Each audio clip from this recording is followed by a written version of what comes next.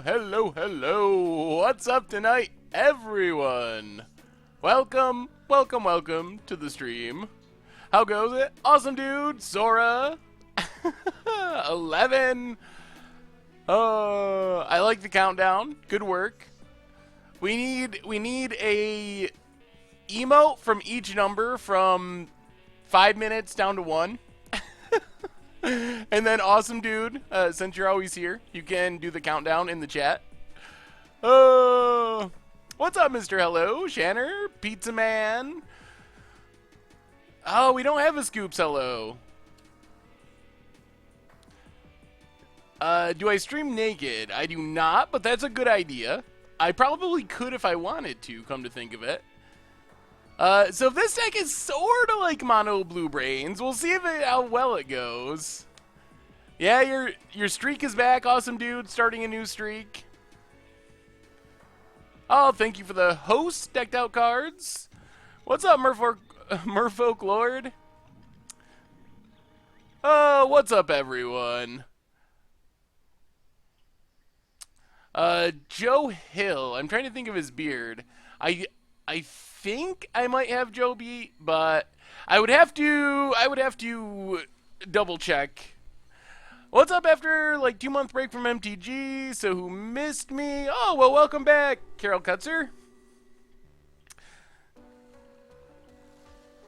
So, good evening, everyone. How goes it tonight? Ready for some Mono Blue Metallurgic Summonings, and hopefully our league goes quick enough tonight that we can close things out with a game of Momir. Have someone that's been waiting for like 2 weeks. They're at the top of the list. So hopefully, maybe this will be the night. Have I botted? Voted. Voted. I see what you're saying. I have not yet voted. I plan to vote in person. I don't even know if there is early voting in New York. If there is early voting in New York, I'm not aware of it, and I didn't get a ballot or whatever, so I plan on voting in person on Tuesday, but who I'm voting for is none of your business. No, I don't like to get into politics on the stream, but I do plan on voting, and regardless of who you vote for, I encourage you to go out and vote, so do your civic duty.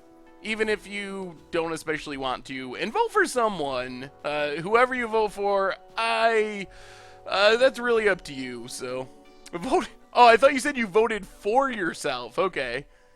Well, good job. Yeah, we can just, it would be funny if we could get it set up so everyone voted for themselves, and we had like a 3 million way tie, and then the vice president, or is it Congress that decides a tie? I don't remember. It's been a while since I've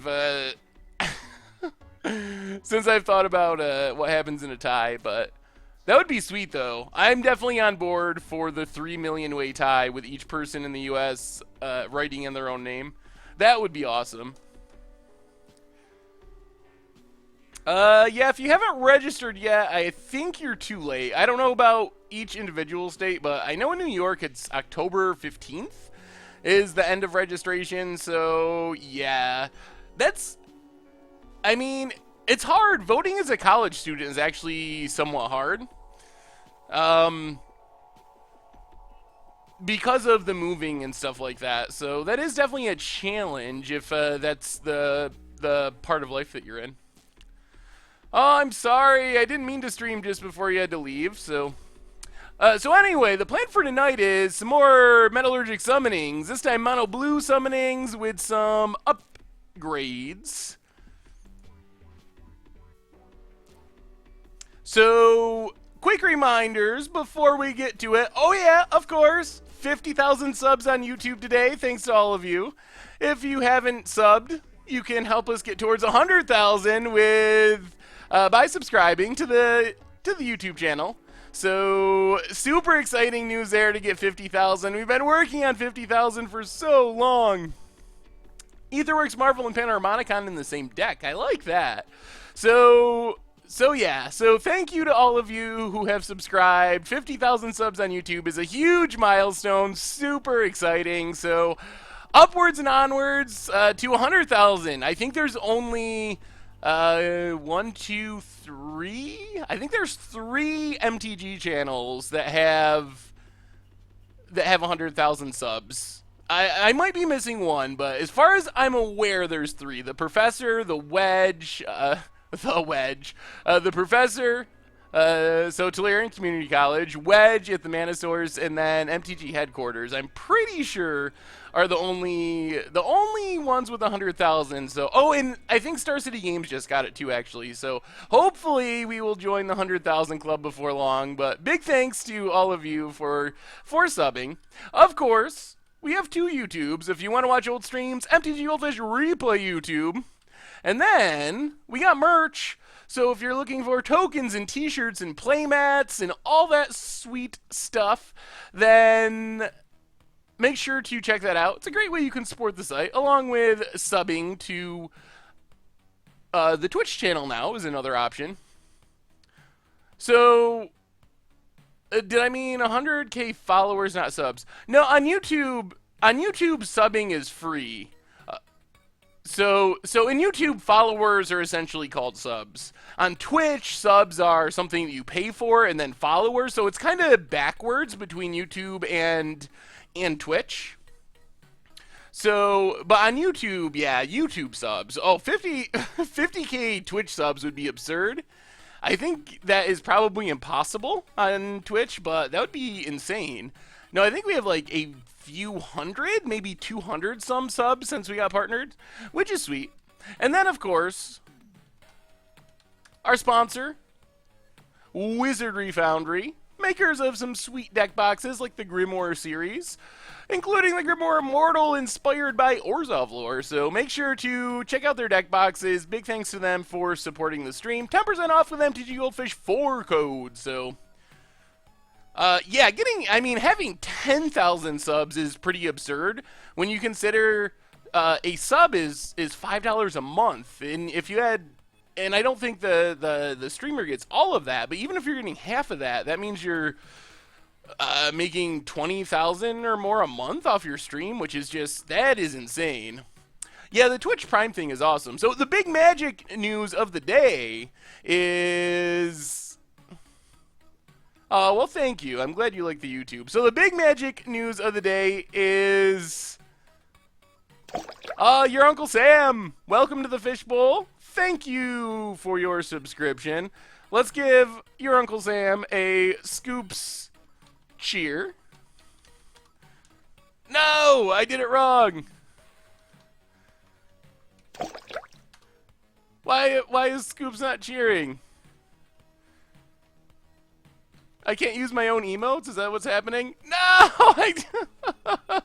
And we got another one. Brent P. Moore, welcome to the Fishbowl. Let's give Brent P. Moore a cheer as well. Thank you, thank you.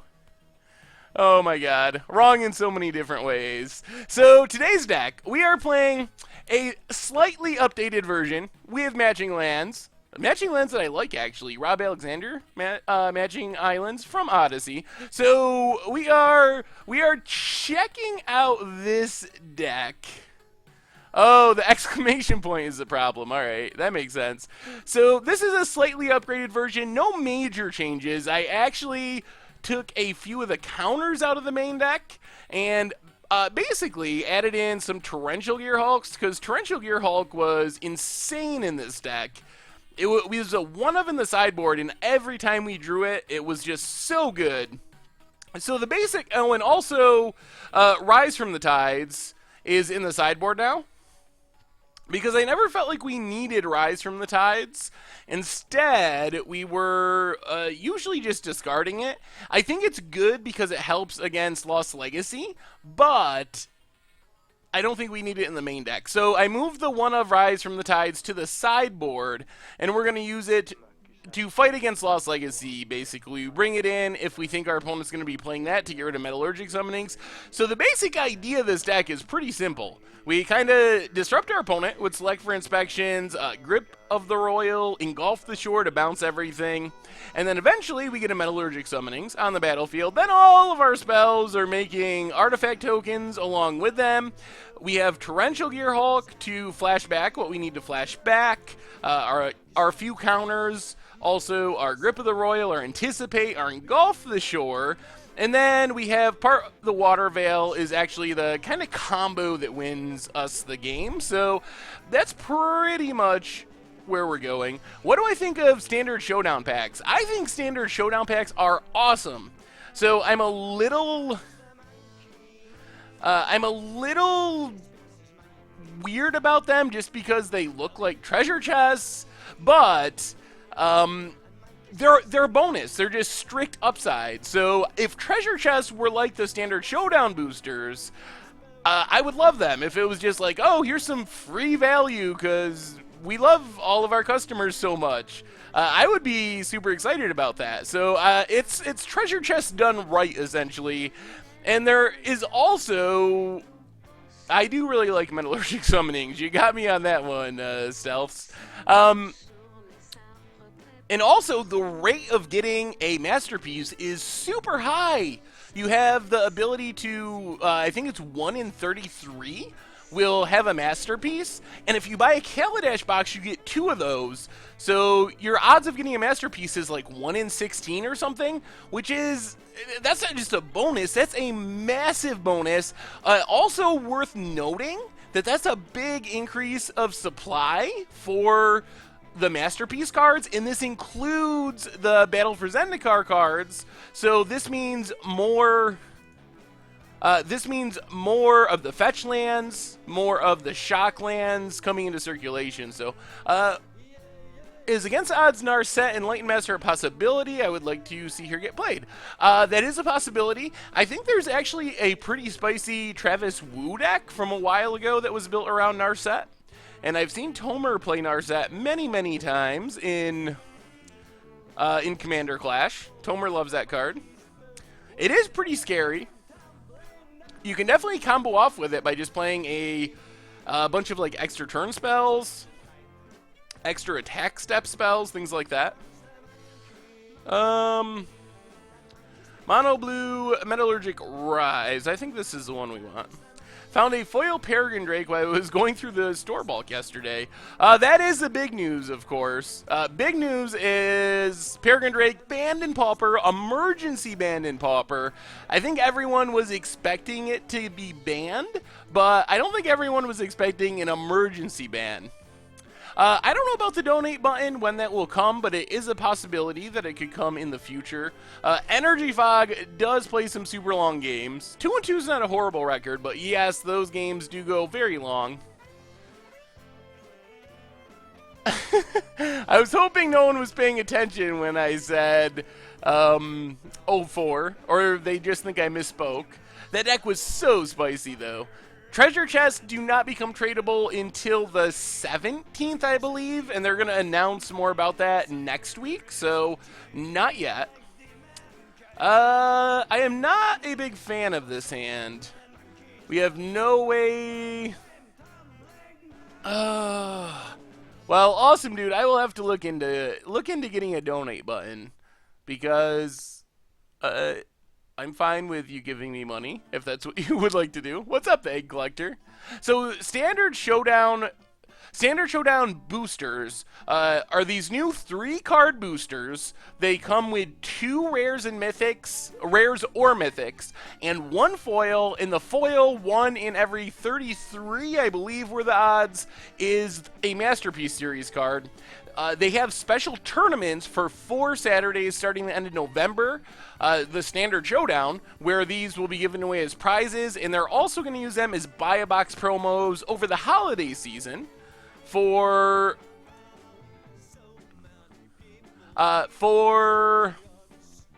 buying Kaladesh boosters. Alright, so we mulligan our initial hand. It just didn't have enough card draw. Our opponent has a Vessel. This hand is fine. We really want card draw. Pieces of the puzzle, anticipate. There's an anticipate. So now we can start cycling through our deck, and this is where we want to be. Flying Earl! Welcome to the Fishbowl. And thank you for your subscription. Let's give Flying Earl a nice scoops cheer. Thank you, thank you. We have an article on the site talking about the standard showdown boosters if you are interested. Oh dear. Looks like we are going to get hit by Grimflayer. Alright, Island, go. Getting hit by Grimflayer is not great. Actually, the opposite of great. Yeah, so standard is like 50% white-blue flash and green-black delirium. So I expect we will run into those decks early and often. That is in the paper world. Opponent, geez, enchantment, creature, land, planeswalker. Our opponent got themselves delirium and grabbed themselves another Grimflayer. Well, we are going to need to find a Engulf the Shores pretty quickly. Oh, yep. I will move that over so you can see the rest of my hand. There we go. Fixed. Thank you for the warning, Jay Zoller. So down to 16. Oh, this, yeah, this is Magic Online. But the standard showdown boosters are in paper.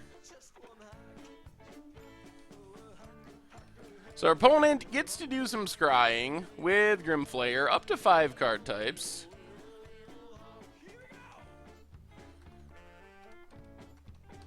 And there's an Arrowwood Dryad. Well, we're going to need to find a Engulf the Shore pretty soon here. Grip of the Royal can tap down this Grimflayer for a turn, but we're still taking 3. So Anticipate finds us, oh god, Mono Islands. Not super ideal. Wow, we had 4 islands in a row. Alright, play an island, pass the turn. So this is all about just stalling out as long as we can.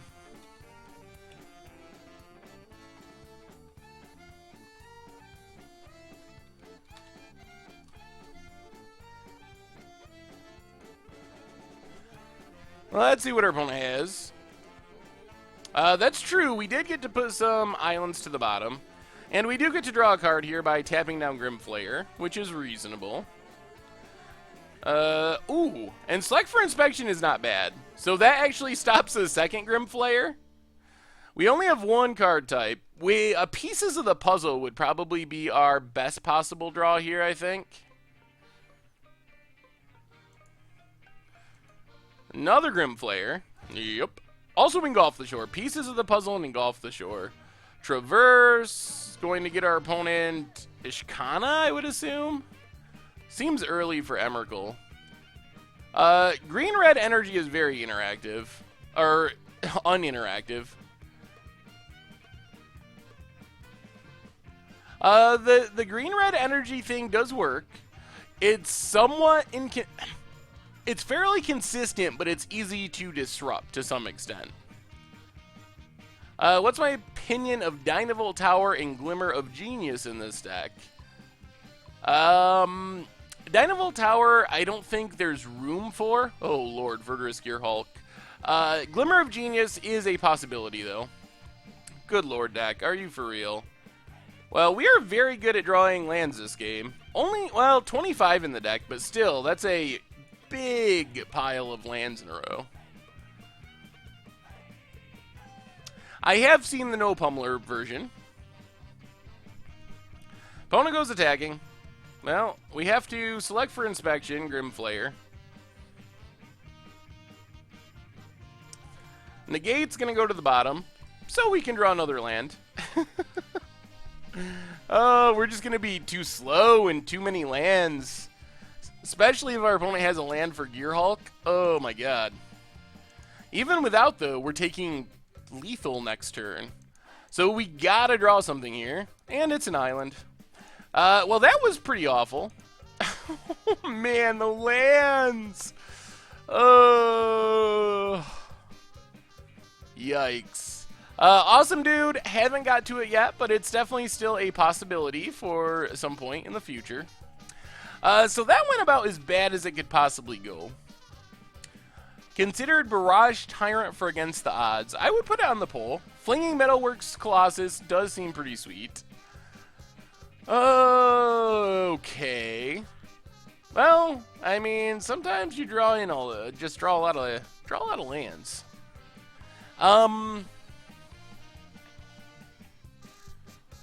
So this is not the version with Emrakul, so we don't have to worry about Emrakul, I don't think. What's the chances of seeing a card that...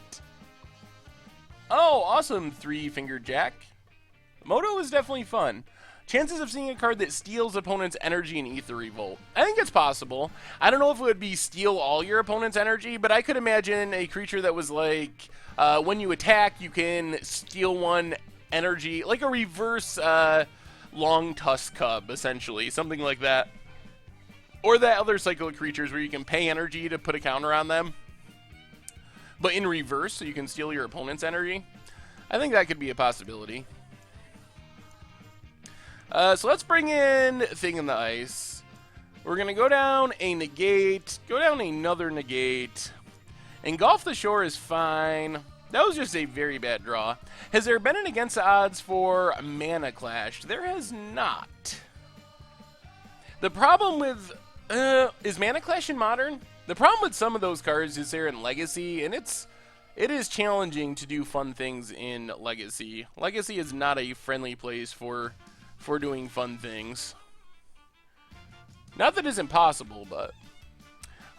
Black Lotus as an invention would be awesome. The problem is the reserve list, and I don't know if Wizards is willing to break the reserve list, so... I mean, that's the challenge. Yeah, Crush is good as well. Hopefully we'll have Delirium. Let's try it like this. Mortal Kombat is actually on this week's Against Odds poll, so if you want to see Mortal Kombat, go and vote for it. Alright, this hand is a little more reasonable. Actually, this hand seems very good. We get Thing in the Ice. Thing in the Ice can start flipping. We can start finding lands with Anticipate, pieces of the puzzle, so it feels like we are in really good shape. McHarlan, welcome to the Fishbowl, and thank you for your subscription. Give you a Scoops cheer. So the reserve list, it's kind of a long story, but the short version is, back in the early days of Magic, Wizards hadn't done any real reprintings, other than core sets. They'd have cards from previous core sets, but basically, there was a set called Chronicles that reprinted a ton of copies of some early cards that were really expensive, really playable, really powerful, etc. So Chronicles came along and really crushed the prices on cards, really hurt consumer confidence in cards. Our opponent whiffs on their grapple, which is pretty sweet. So as a result of Chronicles, Wizards made this promise: we're never going to reprint X cards again. So many cards from each set will go on this reserve list. We'll never print them. And at the time it made sense and was probably necessary, but that list is still holding out today and contains a lot of rares from all the way back to Alpha through Urza's block, I believe. So a big chunk of the early cards in the game. And Wizards, so far, has stuck to their promise, will not reprint those cards, or has not reprinted those cards. Well, unfortunately, we got to take the land here. Metallurgic Summonings is really, really a late-game card in this deck. Pieces of the Puzzle, though, we will cast now. Get a counter off our Thing in the Ice. We find a Anticipate and a Grip of the Royal, I think. Those are two pretty good hits. And we didn't dump a land that time, but Pieces of the Puzzle is very good at turning on Delirium. Worth noting. Is it Masks that is the last set? Okay, that makes sense. Opponent achieves Delirium, turns on Gnarlwood. Unfortunately for our opponent, we have the ability to flip Thing in the Ice next turn. So unless our opponent can kill our Thing in the Ice, we get the flip.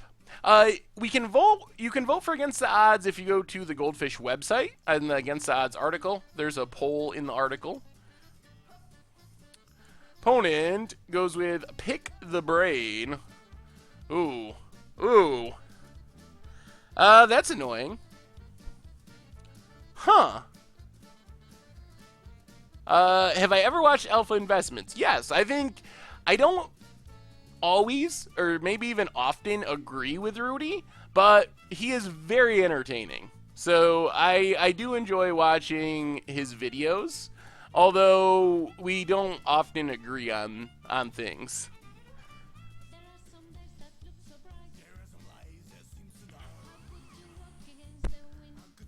Well, our opponent picked our brain, which is not great for us. We drew a Summonings, which is better for us. So I think what we want to do here is just anticipate for a land, get a counter off Thing in the Ice. Oh, alright, we got to take the land. I like Grip and Scour, but...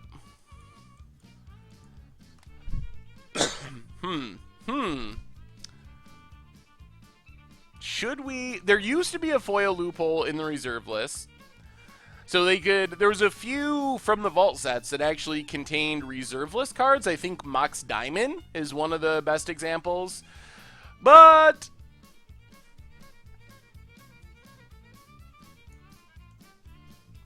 I mean, I guess we just pass the turn for now.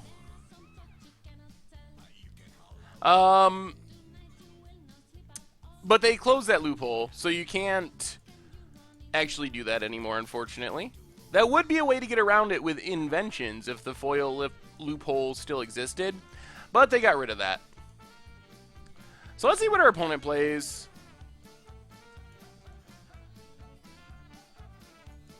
We kind of just want to wait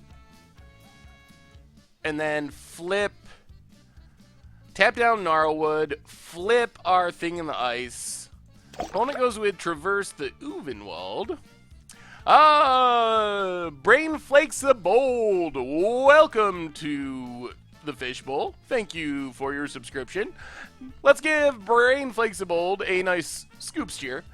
So the reserve list said we won't reprint any of these cards, but originally there was a loophole that basically said they won't reprint any of those cards in a normal way. I don't remember the exact wording, but there was a loophole that allowed them to print foil versions of cards on the reserve list, but then they got rid of it.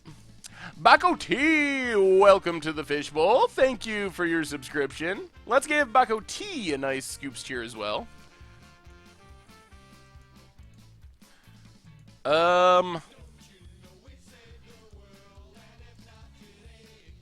What did our opponent... Oh, they do have Emrakul, okay. 1, 2, 3, 4, 5.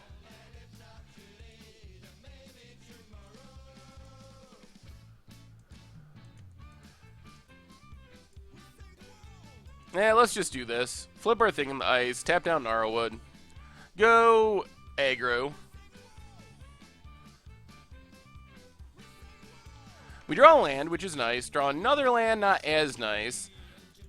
So I think we're just going to attack with Awoken Horror. If our opponent wants to trade with Hissing Quagmire, that is fine.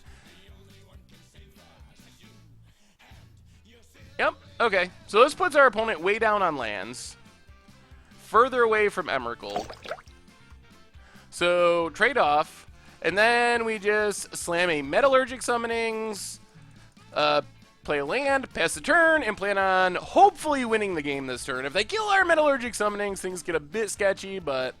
Ray Guy 34, welcome to the Fishbowl, and thank you for your subscription. Let's give Ray Guy 34 a super nice scoops cheer.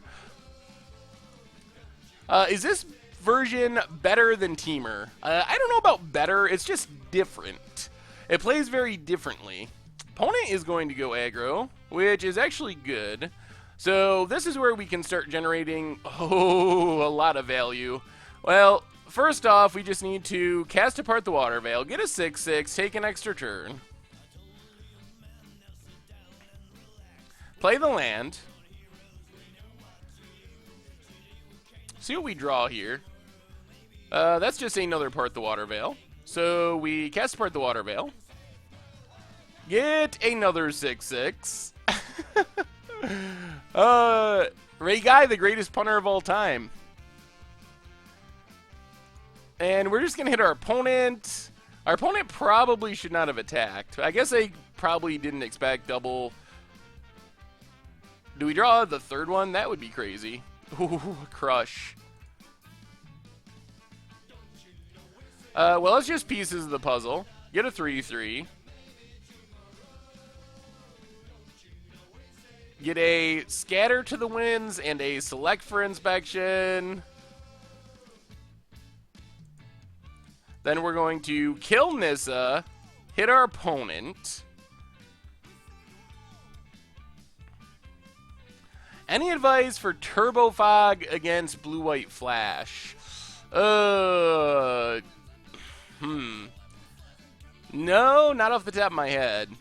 And our opponent scoops it up as we bounce the land, so that went a little bit better. That's what we're looking to do with this deck, and that went almost exactly like it. So it's important for us to know that our opponent does have Emrakul, and Emrakul is potentially problematic. Wheels 7403, welcome to the Fishbowl, and thank you for your subscription. Nice scoops cheer for Wheels. Thank you, thank you, thank you. Oh, so where's the Nissa Planeswalker deck against the odds? Not happening. So the story of the Planeswalker deck against the odds is pretty much me and Richard recorded the dual deck battle, or the Planeswalker deck battle, I guess it is in this case. So we were playing each other, and the Chandra deck seemed clearly better than the Nissa deck. And Richard made the off-the-cuff remark, I think this could actually maybe compete in Standard. And that became a challenge to actually see if the Chandra deck could compete in Standard. And I think the answer is resoundingly that no, it can't. And in this case, Richard was wrong.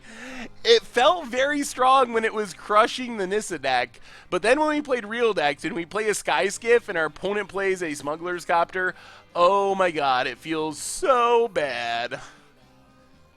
Oh, well, welcome back, Rage Guy. Oh, Rage Guy, did I call you Ray Guy?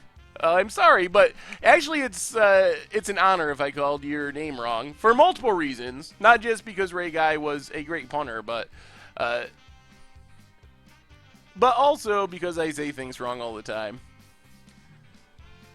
You thought the Nissa deck was better, Jay Zoller.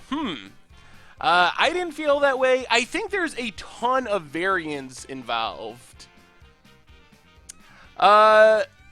We were talking about Nissa vs. Ob Nixilis. We may or may not do it. The problem is it's so far after the point now, but we might still do it. Sure. That sounds reasonable on the draw. We got a grip. We got a pieces of the puzzle. Pretty solid. Oh dear. Wygirk. Welcome to the Fishbowl. Thank you for your subscription. Let's have a nice scoops cheer. Well, we may do it. We may still do it. I am not planning on doing a Nissa deck against the odds. It was fun, and I'm glad that we did it, but I don't plan on making supplemental product decks a regular theme on against the odds. Come on, no. Ooh. No Grim Flayer, one time. All right. Whoo! That makes me feel much better. If our opponent could have gotten in the scry with Grim Flayer there, things would have been a lot sketchier. Opponent, ooh, they have Gonti, Grim Flayer, Appetite. Good thing that's in the graveyard. Scoops cheer, like hooray. Well, I realize that.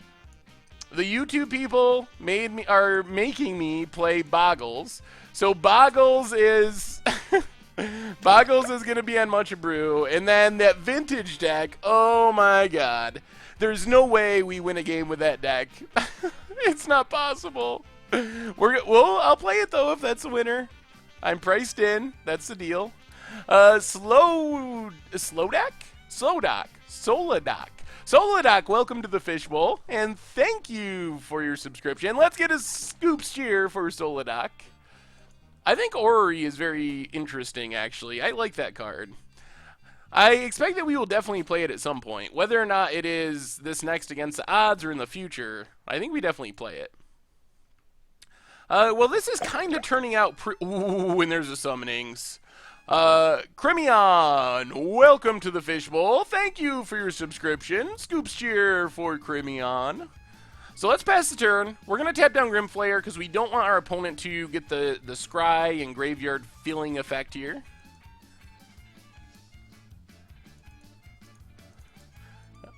Alright, opponent cracks Evolving Wilds, turns on Delirium, pumps up the Dorks.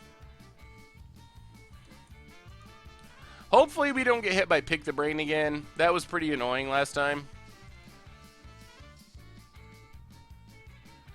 Yeah, the vintage deck from this week. That deck was super sweet, but there's no way. I can't... Have you seen Vintage? Maybe it's just because I was watching Eternal Weekend last weekend, the coverage. Crazy, really fast things happen in Vintage. So I have a hard time imagining that Kobolds is really the way to break the format. So we take 3, down to 17. Come on. Ooh, we draw a thing in the ice. Oh, why every time? Oh.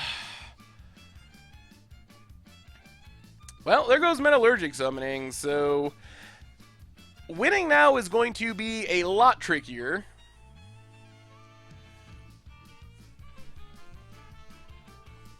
Ugh.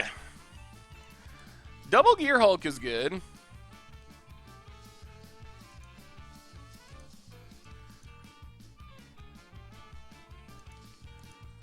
Well, let's pieces of the puzzle. Get a Scour and an Engulf the Shore, mill a bunch of lands that we wouldn't have minded drawing. Play a land. We are 1 card type away from Delirium. It needs to be a creature, though. Oh, this is going to get a lot harder. Who got dibs on the Cascade Commander for Commander Clash? It hasn't been called yet. We have to wait a couple more weeks at least to be able to play it on Magic Online. Someone played a Pauper Kobold deck against me once. It was funny. They killed me in one swing with a card that was run, discards, X cards, all your attacking creatures. Oh, yeah, what's the name of that card? I can't think of the name of it. I know what you mean, though. What's up, Stu? Come on, land. Thank you, deck, for being nice to us for once. Alright, so I think we just got to do the fog thing here with Engulf the Shore. Hopefully draw another land, and then we have Torrential Gear Hulk to start flashing things back. Our opponent is going to be able to recast everything, which isn't great. This is still match 1. Game 3 of match 1. How's it going, Stu? Alright, let's let our opponent attack. And just Engulf the Shore. Make our opponent spend some mana, putting things back down. What's my favorite color? Oh my goodness! Oh.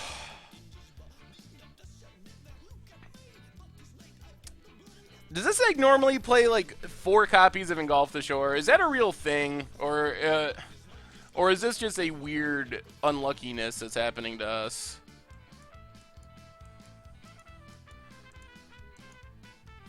Seriously? Ugh.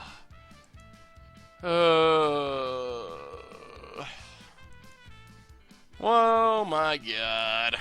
What, you sold out your collection, Stu? Is that what you're saying? Stu. Really?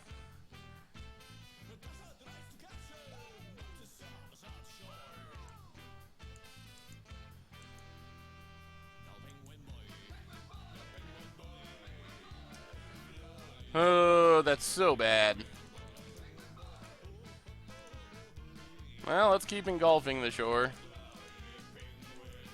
We could have beat one Pick the Brain, but we're not going to beat two Pick the Brains. Oh, wow, that's a lot of bulk, Stu.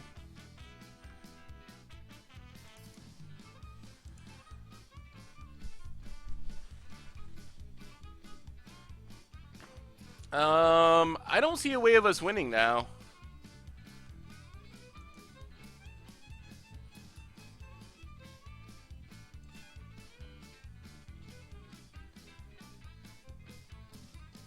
Well, that was pretty unfortunate.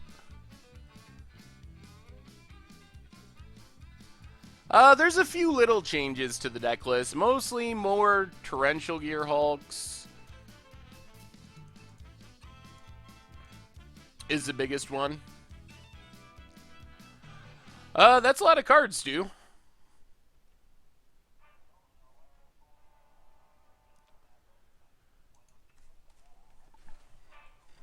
Well, there's just not a whole lot we can do about our opponent having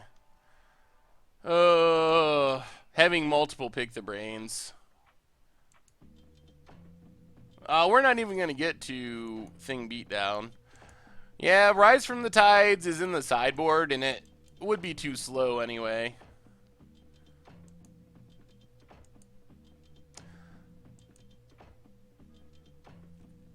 I mean, Panharmonicon in Modern sounds nice, but it's not really practical. There's not really any way of it working.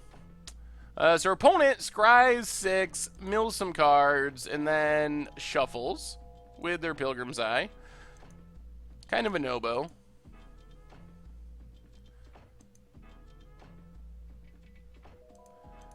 Well, I guess we could hit 2 select for inspections. I think that's our only realistic out here. And we only have 2 in our deck. And we get 1. Alright. Well, that's a game. Oh my goodness. What's up, Zariki? How goes it tonight? Yeah, the problem is you got to consider that in Modern, decks kill you consistently on turn 3. So even if you're playing a Panharmonicon deck, by the time you get to actually casting Panharmonicon, in probably more than half the games, you'll just be dead. This hand is not very good. If I knew this was a... If I knew this was a slow matchup, I would keep it, but in the dark, this feels like we might not ever cast anything and just lose. Three Finger Jack, you're still confused about the Moto intro?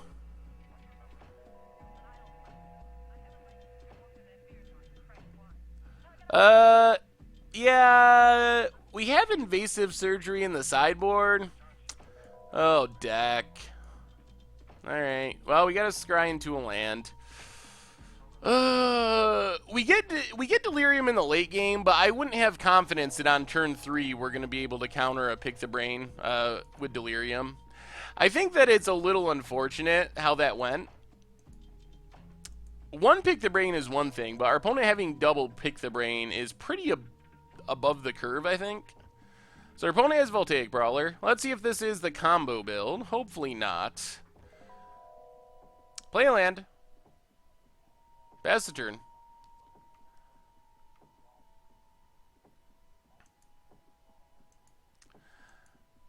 I mean, there's ways that it could probably be fun, but I don't think that it's actually going to be...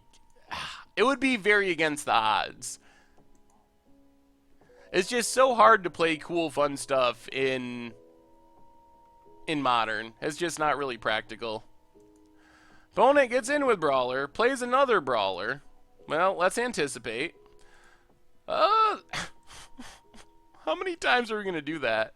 Anticipate into the good old triple land.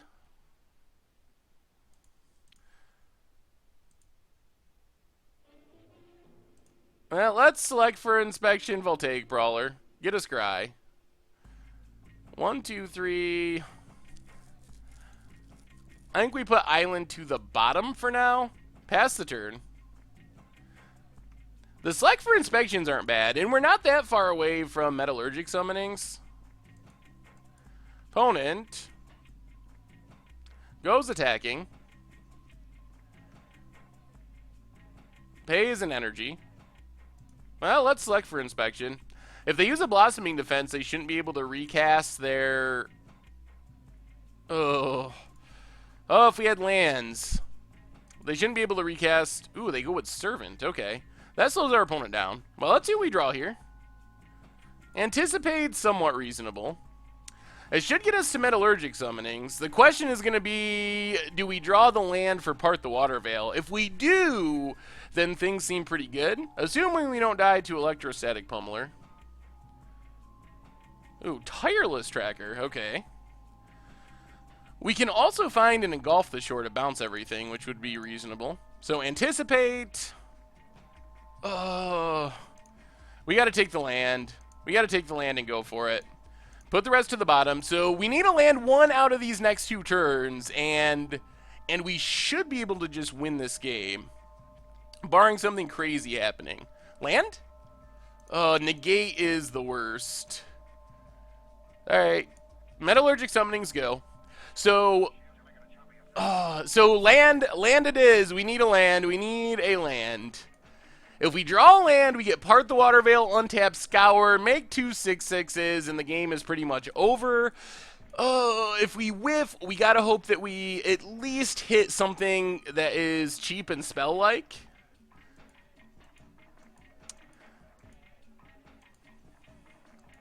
Opponent has a Chandra.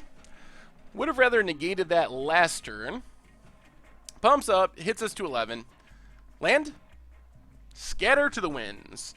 Scatter's not horrible. Scatter makes us a blocker at least. Buys us some time, most likely. Oh yeah, I didn't update it. We lost match 1 in horrible fashion. It felt like we shouldn't have lost that match, but our opponent got a double pick the brain draw in game 3 to take like 4 cards out of our hand. Basically, like the best. It was almost like we got mind twisted. Would probably be a pretty reasonable comparison. Well, do we draw the lands? It was against Green-Black Delirium, which I don't even think is a bad matchup. I think it's actually a pretty decent matchup, but if we get hit by double pick the brains, any matchup is going to be bad. All right. Down to 6. Do we draw a land for Part the Water Veil is the big question of the day. Opponent takes up Chandra, gets a Blossoming Defense, puts us down to 4.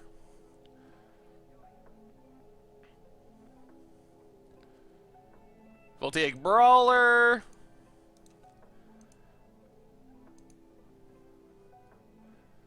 We will scatter to the winds.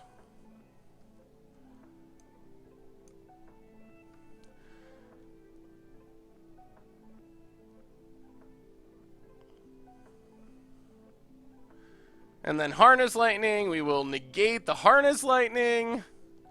Well, if we draw a land, we win.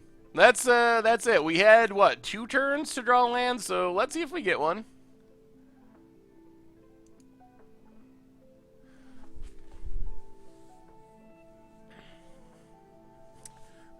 Well, that's most likely the game. Pass the turn. Oh.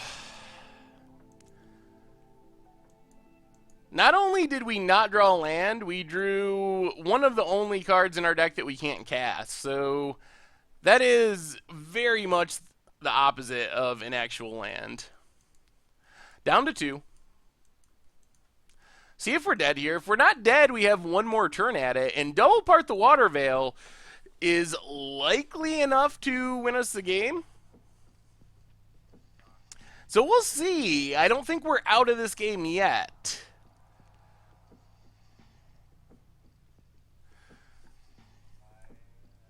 We're out of it now, though. All right. Jeez.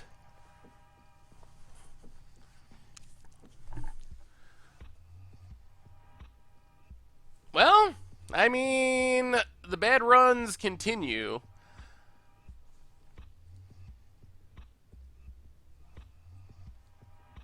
I mean, we had, yeah, we have a lot of 6 drops, that's true.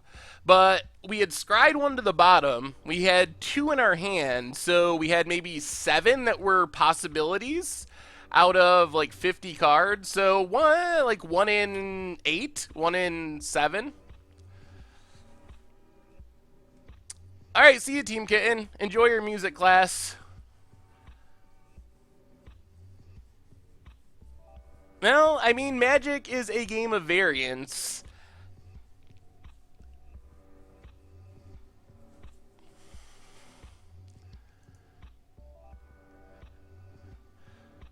Alright, let's keep it. Island, go.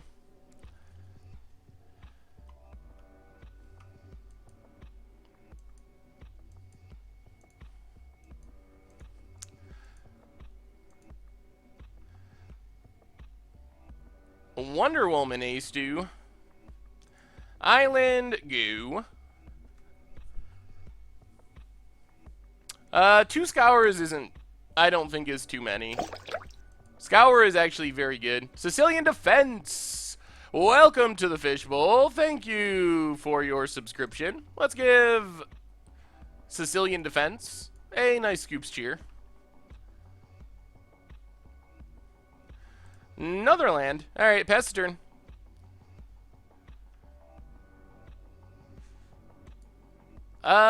Splendid Reclamation can be cool in Modern.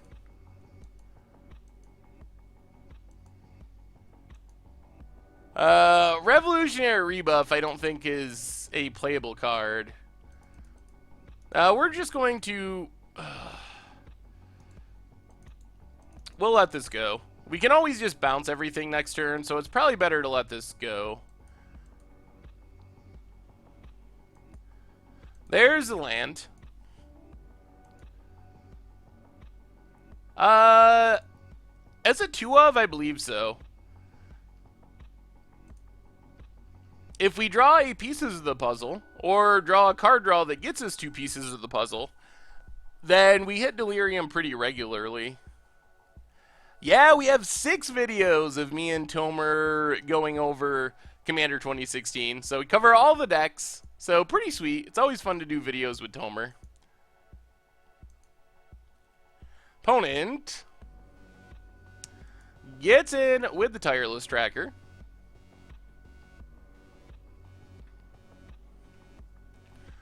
Hits us down to 17. Why never face cam? So we've gotten mixed feedback on face cam. Some people like it, some people don't like it. It's kind of extra effort, so we just haven't done it. It could happen at some point. Bounce everything. We whiff on a land, unfortunately. Pass the turn, see what our opponent does. They're going to do the old crack the clues to discard the hand size plan. I'm down with that. So up to 9 cards, up to 10 cards in hand. I don't know about cracking those clues there. That seems kind of wasteful. Like, I know you got the extra mana. Maybe their hand is very bad, but it's going to be difficult for them to do much with them. So let's counter the Tireless Tracker. There's a land. We do need to draw lands. Lands are a big deal. Long Tusk Cub for our opponent. Come on, land! Land for Jace would be great. Alright, there's a land. So let's Jace. And just... Let's just bounce Long Tusk Cub. I think this is fine. Do you play F&M on Magic Online? No, not really. That's not really an option. Magic Online, though, has leagues and events that go all the time. So, while there's not real F&M, it's kind of like you can play F&M whenever you want to. Tune with Ether gets our opponent some energy and a land. Do I play Paper Magic? Not that much. A little bit, but not too much. Opponent, finds a Nissa Vital Force. So it looks like they're going to be able to kill our... Looks like they're going to be able to kill our Jace, unfortunately. You have a sweet commander deck for the next Commander Clash. Well, what is your sweet commander deck, Dino Dog Nation? So there goes Jace. We draw land, which is good. And let's just pass the turn for now. See what our opponent does. Leave up all of our stuff. If our opponent ultimates Nissa to start drawing cards, that's annoying, but not the super end of the world. Nissa is... it's good, but it fights with Verdurous Gearhulk in the 5-drop slot. And I'm not sure if it is better than... Wow, alright. They ultimate their Nissa, so they're going to get to draw a land, or draw a card every time they play a land. They attune with Ether. All of this stuff is actually pretty fine with us. Brago? Brago is very sweet. I like blinking in value, so that is a sweet one. Let's see what our opponent is planning on doing here. Long Tusk Cub. Okay.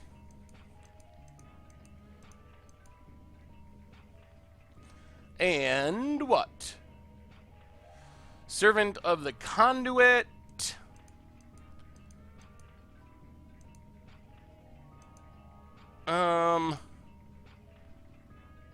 Sure. Goes to pass.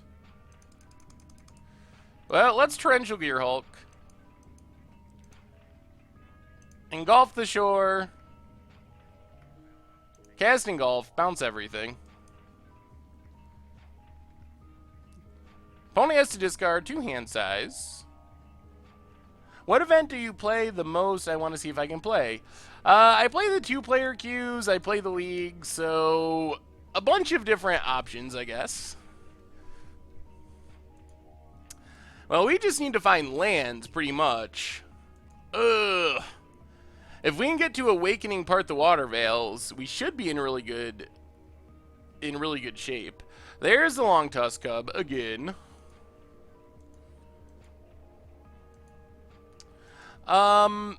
No song request. We got to keep the music safe for YouTube, essentially. So we don't have the ability to really do song requests.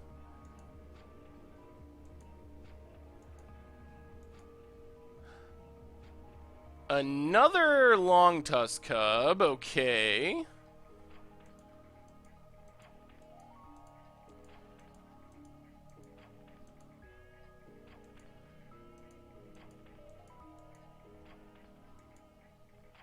Do I like this build better than Teamer? I don't know if I like it better. They're just very different. So let's Grip of the Royal, basically to cycle. I mean, it slows down a Long Tusk Cub, but it's more to cycle. Ooh, there's a Summonings and an Anticipate. Oh!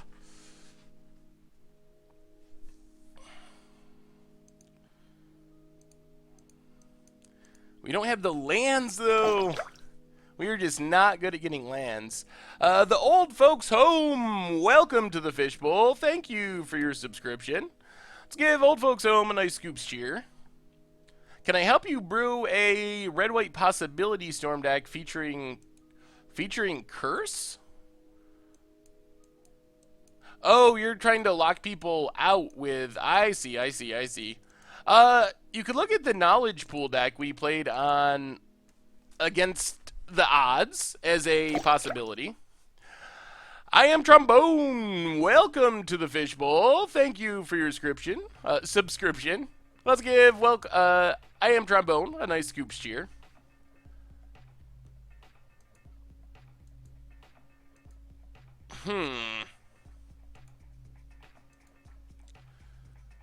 Alright, I guess we just passed the turn. See what our opponent does. Even if we just get one land, we can Metallurgic Summonings, and then... we can Metallurgic Summonings, and then we can Anticipate immediately. Opponent goes to combat, so let's Torrential Gear Hulk. Yeah, I think that's the plan. Grip of the Royal.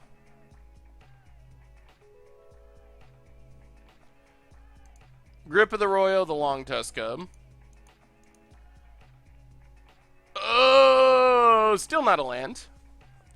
We might fire off a Part the Water Veil just to draw an extra card. Doesn't feel great, but that might be what we have to do. Opponent taps a bunch of mana and Verdur's Gear Hulk to pump up the dorks. If we wait till they declare attacks, then tapping down the Long Tusk Cub doesn't do anything. Because it's already attacking and it's already tapped. They make it an 8/8. Well, this isn't what we want to be doing, but cast apart the Water Veil. Pass the turn.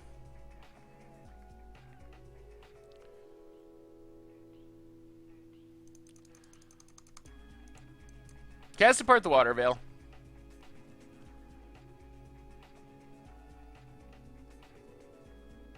This is not ideal.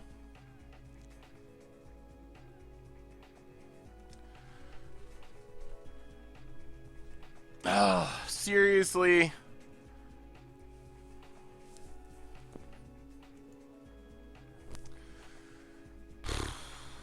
All right.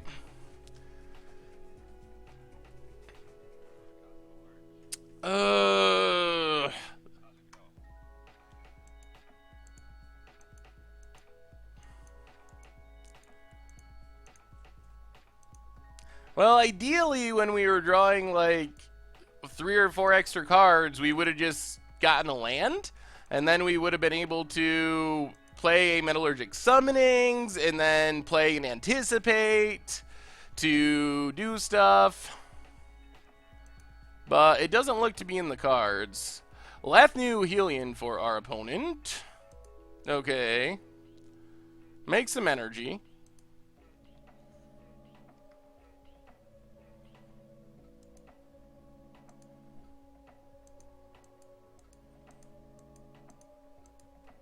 Opponent goes to combat.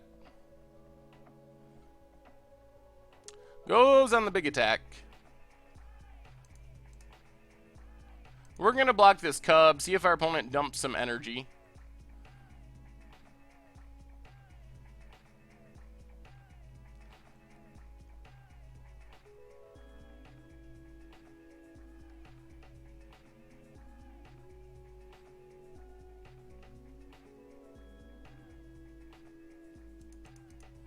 Alright, let's engulf the shore.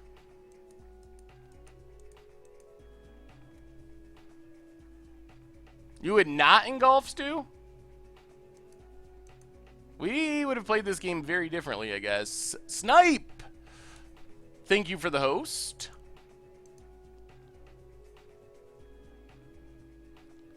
What's our opponent doing?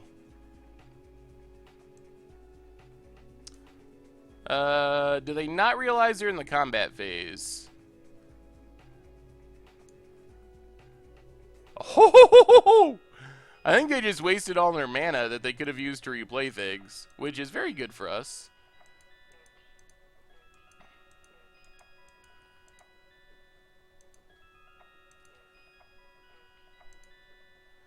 What's our opponent got? I think they just messed up their phases here. Yep, our opponent could have pumped up the cub, but they did not. Let's give a scoop cheer for Emidaris. Welcome to the Fishbowl, and thank you for your subscription. We do take 8, but I think our opponent's not going to be able to recast most of their stuff because they tapped out during their combat phase, so they lose their mana.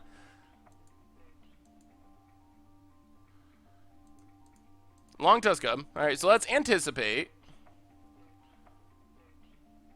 Finally found an island. Jeez, that took us a long time to find a land. Opponent discards.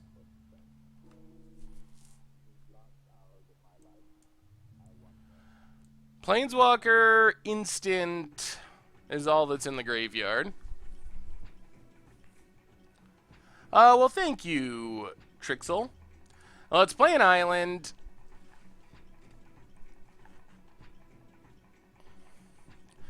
I think we got to pass the turn. Torrential Gearhulk. That doesn't really work.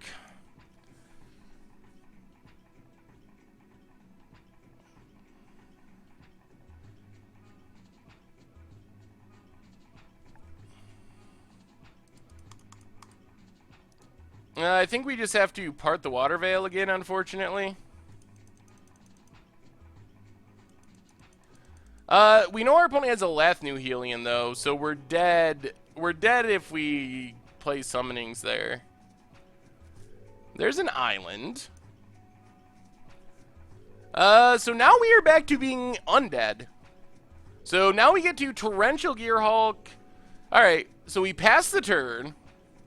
Hey, thank you, Lick My Duck. So, pass the turn. We might be close to stabilizing here, actually.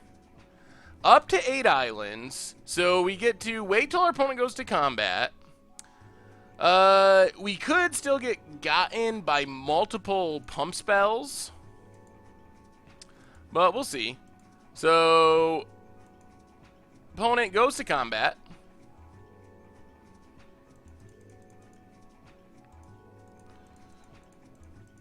We Torrential Gearhulk for Engulf the Shore. Cast Engulf.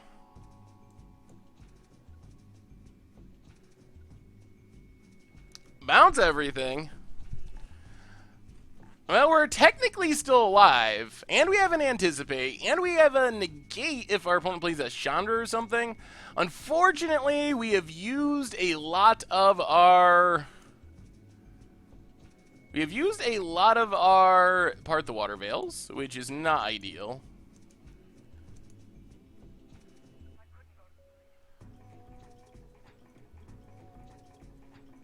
What is this? This is a lot of mana.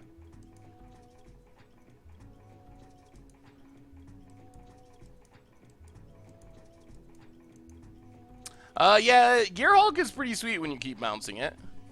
Alright, there's a Verdurous Gearhulk as an 8/8. We might need to find another Engulf the Shore off this Anticipate. We still have many Engulf the Shores. Grip of the Royal is actually reasonable as well.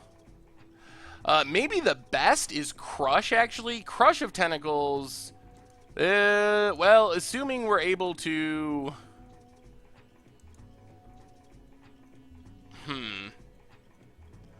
I think we still have outs. I don't think we're just literally dead. Our opponent is basically green-red mid-range. I mean, energy sub-theme, but green-red mid-range.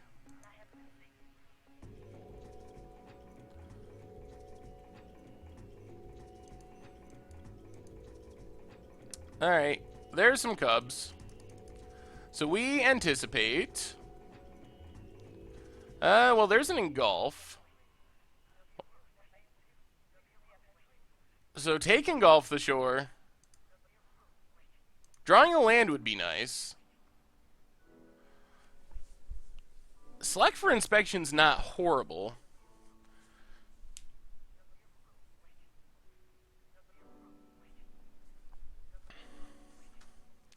Yeah, land would have been super good, but this is okay.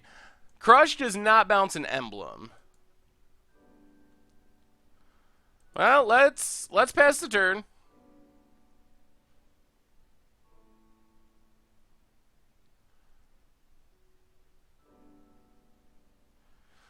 Maybe we can just go with select for inspection. It's risky. Our opponent's gonna Lathnu Helion. The problem is we know our opponent has blossoming defense in their deck. And if we do that, we just lose. If they have blossoming defenses.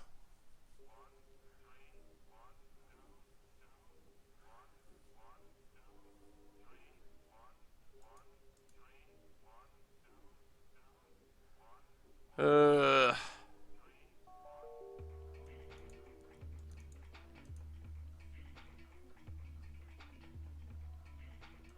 All right, all right, all right. We'll try it. We'll try it. I think this is risky, and I think we might lose, but...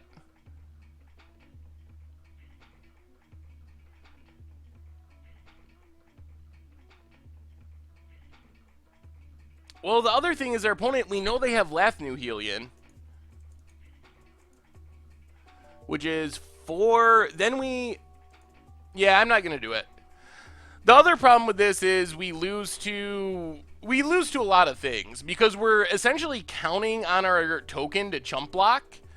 And if our opponent has Harness Lightning, which based on how our opponents played, I wouldn't be surprised if it was still in their deck. If our opponent has Harness Lightning, then we just lose. Yeah, this has been the story of... The story of this game is needing one land.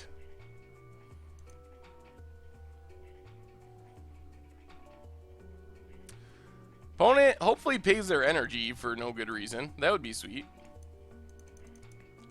So, let's engulf the shore.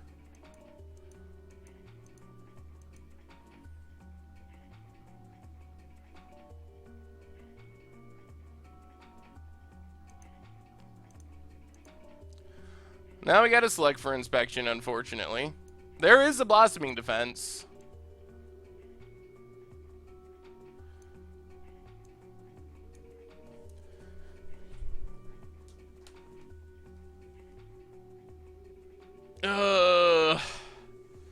So do we keep the island now?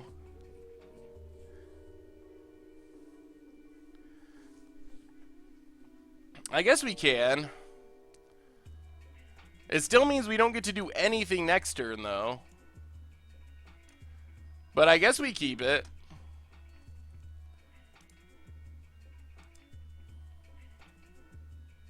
So we survived another turn.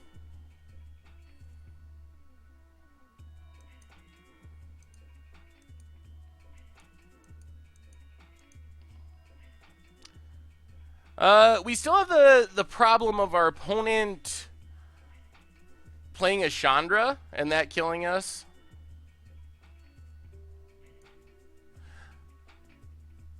Basically, I don't mind holding on to the negate here.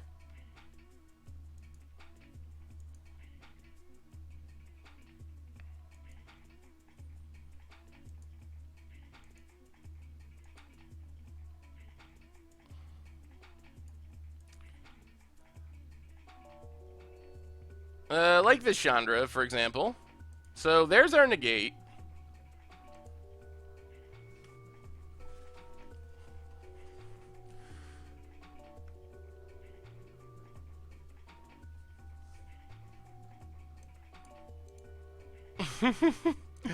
There's an island. Our mana is always just a little bit off. We don't have the card types.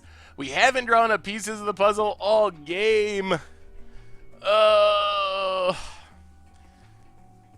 Alright, so let's pass the turn. Leave up Torrential Gearhulk. I actually kind of just want this Torrential Gearhulk to die, because then we can Metallurgic Summonings and Scour. What's up, Deathwish?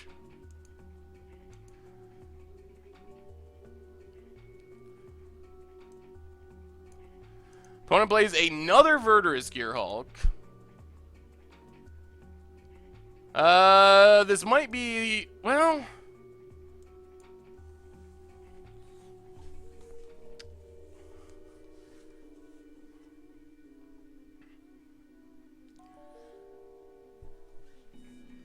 Yeah, I guess we just gotta engulf. The other plan, I guess, would be to just Gearhulk counter with...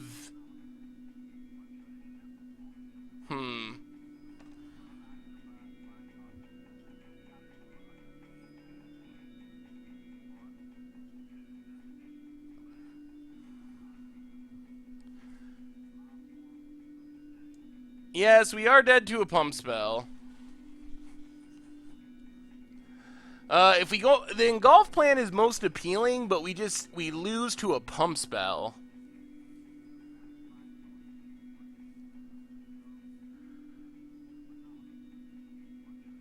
Yeah. We can scatter.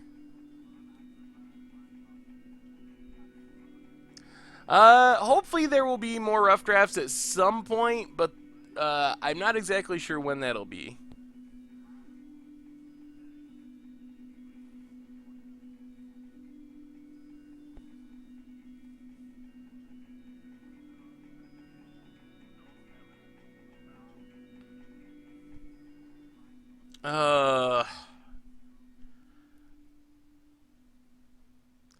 Well, I mean, we don't. Our opponent has Lathnu Helion 1, 2, 3, 4.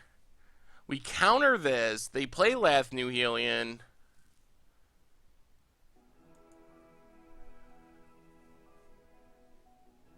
None of these plans are good.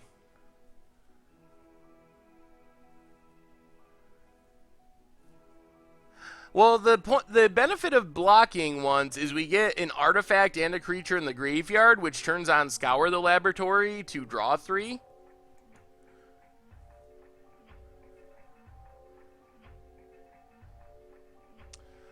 Select also loses to a pump spell.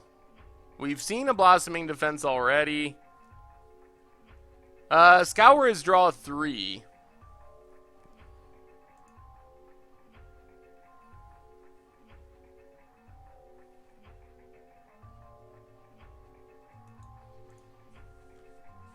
Alright. Alright. I expect that we lose here.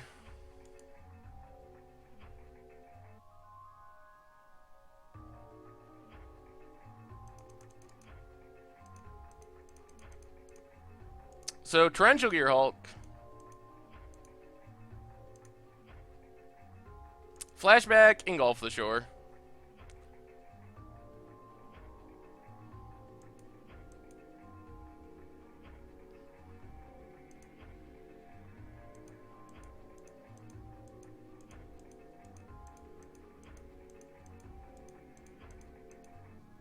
Alright. Oh, Harness Lightning. Oh, Harness Lightning's actually... That is... If we're not dead, that is the best possible outcome. We lose our loop, but they can't replay a Gear Hulk. Oh, okay. I'm fine with that. So they can't replay a Gear Hulk this turn. They do have Lathnu Helion.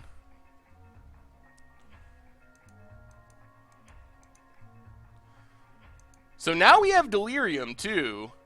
That was that was not what I was thinking could happen there, but we will take it. And a Select for Inspection. So first off, Metallurgic Summonings. Pass the turn, see what our opponent does.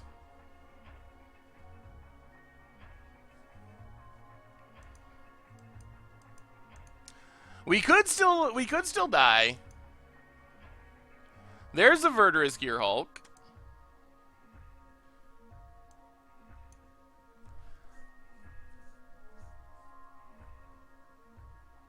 Puts the counters on the Lathnu Helion.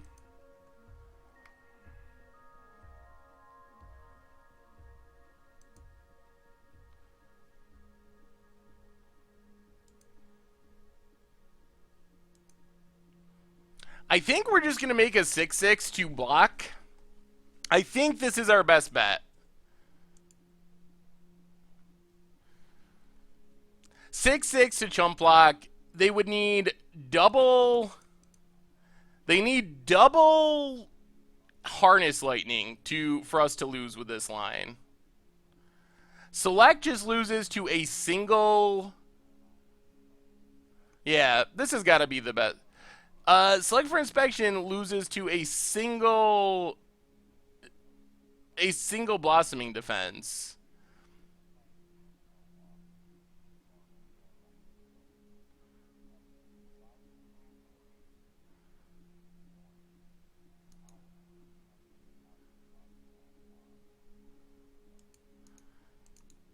Yeah, okay. So here's basically select for inspection gives us a 1/1. So it loses to blossoming defense plus harness lightning. Scour loses to double harness lightning. Plus it draws us a bunch of cards.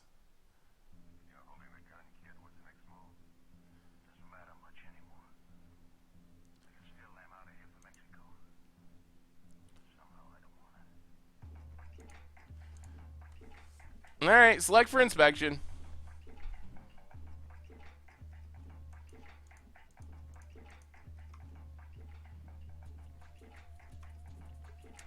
Island to the bottom. Alright, it worked. No blossoming defense. We're back to being alive somehow.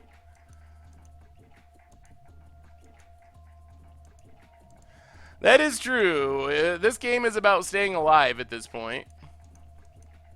Opponent passes. That was a draw. 1, 2, 3, 4. So we get to Scour, and then if we need to, we can also Crush of Tentacles.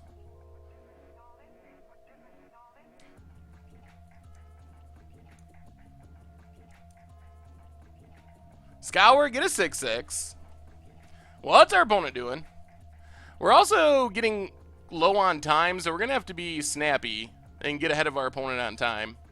I don't know what our opponent's doing here.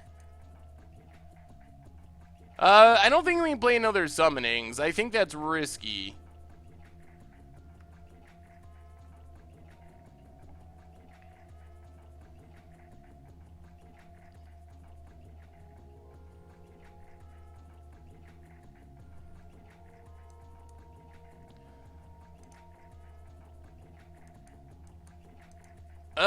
Play the land.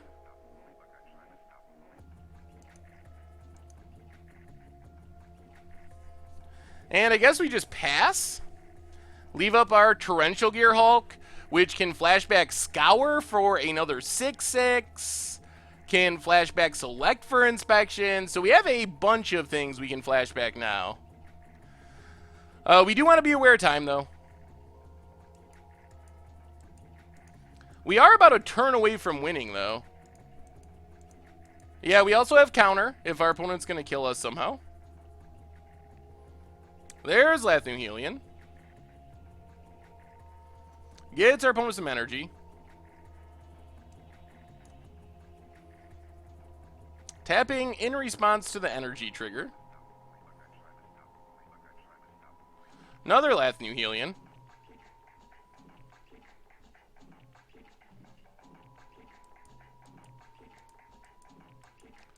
Goes to combat. Swings with everything. Well, let's Torrential Gear Hulk.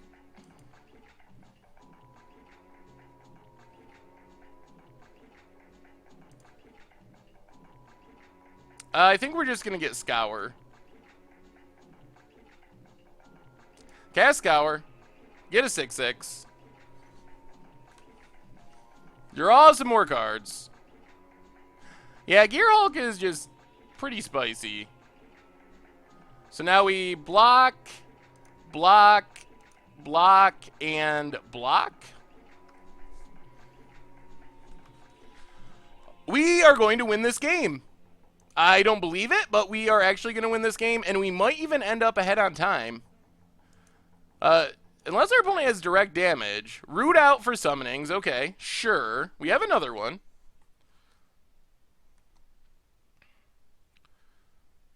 Follow-up is Longtusk Cub. So we just play an island, play Metallurgic Summonings, attack for a bunch, and our opponent scoops it up. Oh my god. Wow. Okay. Well. Oh. Do I like Kit Kats? I do like Kit Kats. If I had to rank my favorite Kit Kats, that would be up near the top of my list. Oh, goodness. I did not expect us to win that. We were pretty far behind.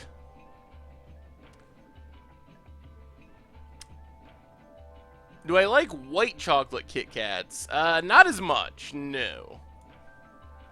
Alright, let's bring in our thing in the ice.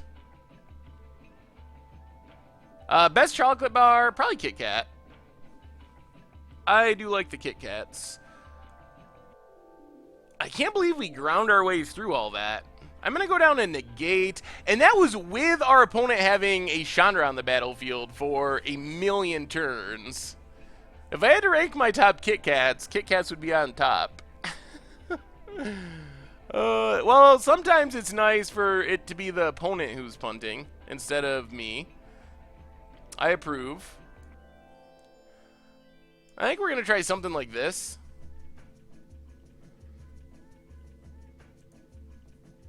Oh, yeah. I mean, I definitely agree that our opponent probably should have won that game.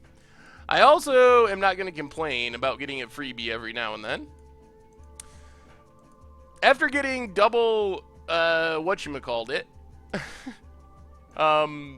pick the brain. After getting double pick the brain in the first game, then I'm not going to complain about getting a free win in round 2. This hand is actually pretty good. Ooh, and a select for inspection. Now this hand is very good.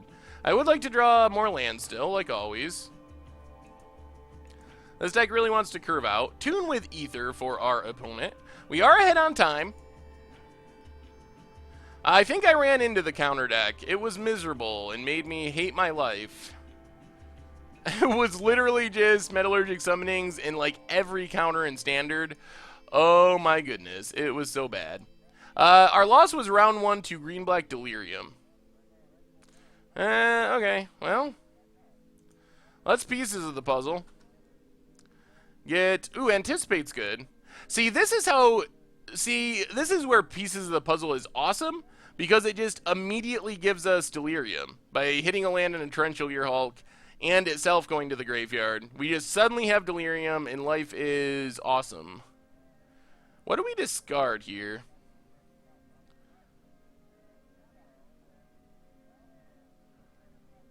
I think part the Water Veil. I think just winning by time is not the worst plan we've ever had. I mean, not trying to win by time, but knowing that that's a possibility. There's a Lathnu Helion for our opponent. Gonna get in some damage.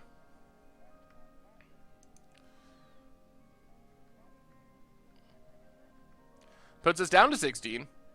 We do want to land here. There's a land, right on time. Alright, pass the turn. See what our opponent does. We got lots of options here now, and we're getting close to Metallurgic Summonings. Another Ether Hub. We don't want a Planeswalker to resolve. That's one thing that could make this go wrong.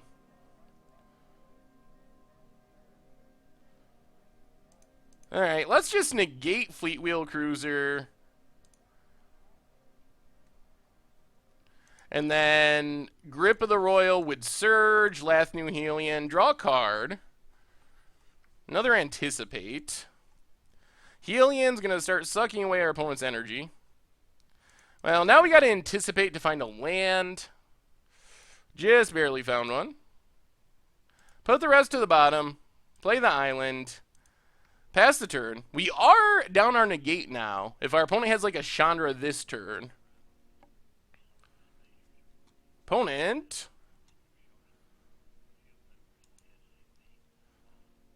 has a Nissa. Okay. Well, let's Anticipate.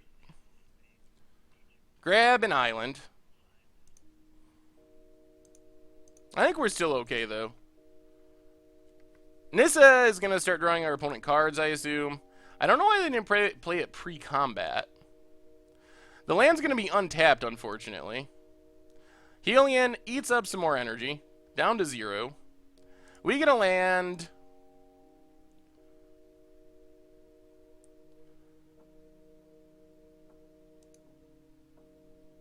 And let's just go for it. 1, 2, 3, 4, 5. Metallurgic Summonings. This is where select for inspection is really important to our deck, because it can bounce something on the turn after we cast a summonings, which is really important. Here comes the forest. Opponent goes to combat. So we select for inspection the forest. Get a 1/1.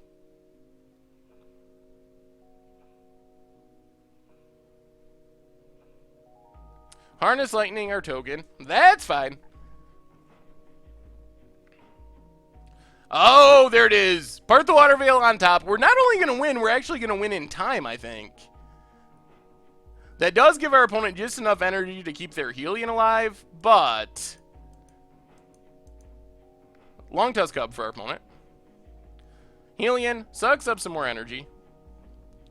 Well, part the Water Veil, cast it, get a 6/6, get an extra turn. Untap. Draw a negate. Let's just stay back on defense for now. We have a lot of good options in our hand to protect ourselves. Opponent plays a Lathnu Helion. Okay. Gets a couple energy.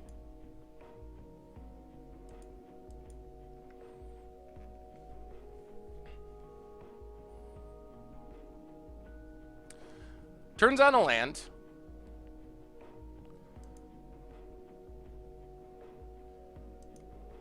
Goes to combat.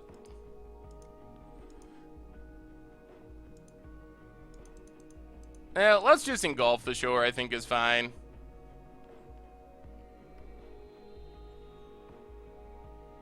Gearhulk only hits instant, so we can't actually do that.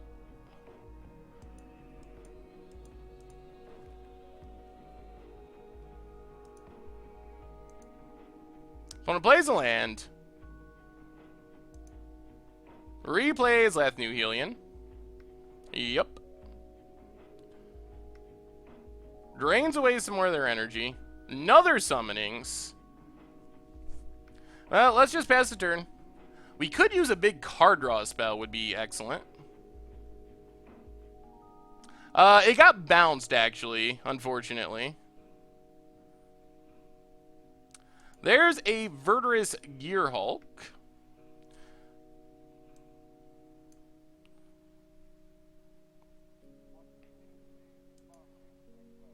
I think we let this go, because this Helion's going to die on our opponent's end of turn. So, sure. Opponent turns on a land. So we just...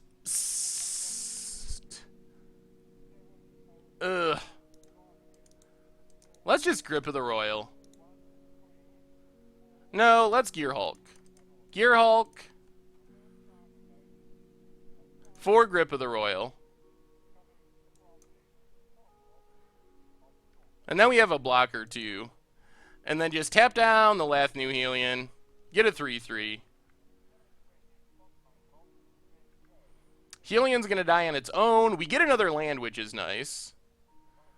Oh, that was not very good of our opponent. There's a Scour. Card type count is 5. 1, 2. We have 7 mana. So let's just pass the turn one more time.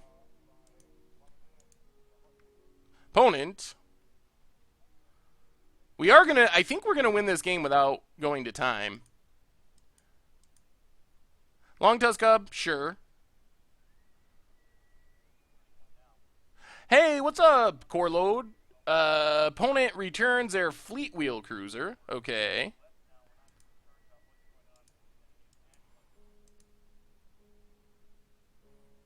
Plays Lathnu Helion. Okay.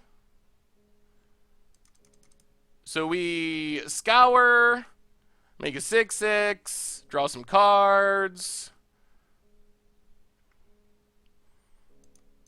Then we Grip of the Royal, Verdurous Gearhulk.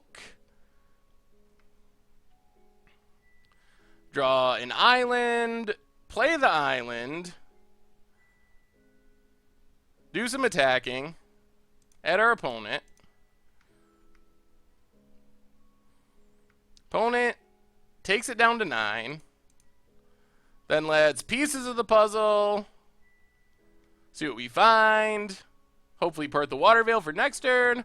Just a Grip of the Royal. That's also fine. And pass the turn. Yeah, I feel like we got this pretty well locked down now. Opponent goes to combat.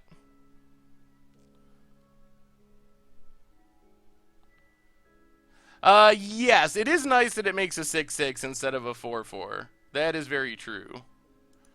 See what our opponent does here. Getting Black Fleet Wheel isn't too scary. Voltaic Brawler for our opponent. Get some energy.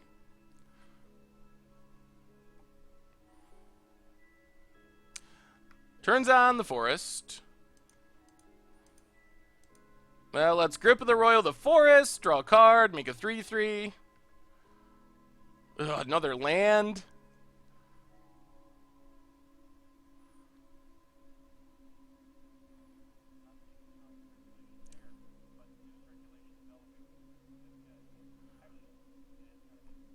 Opponent. Harness Lightning, so we will negate Harness Lightning. Get a 2/2.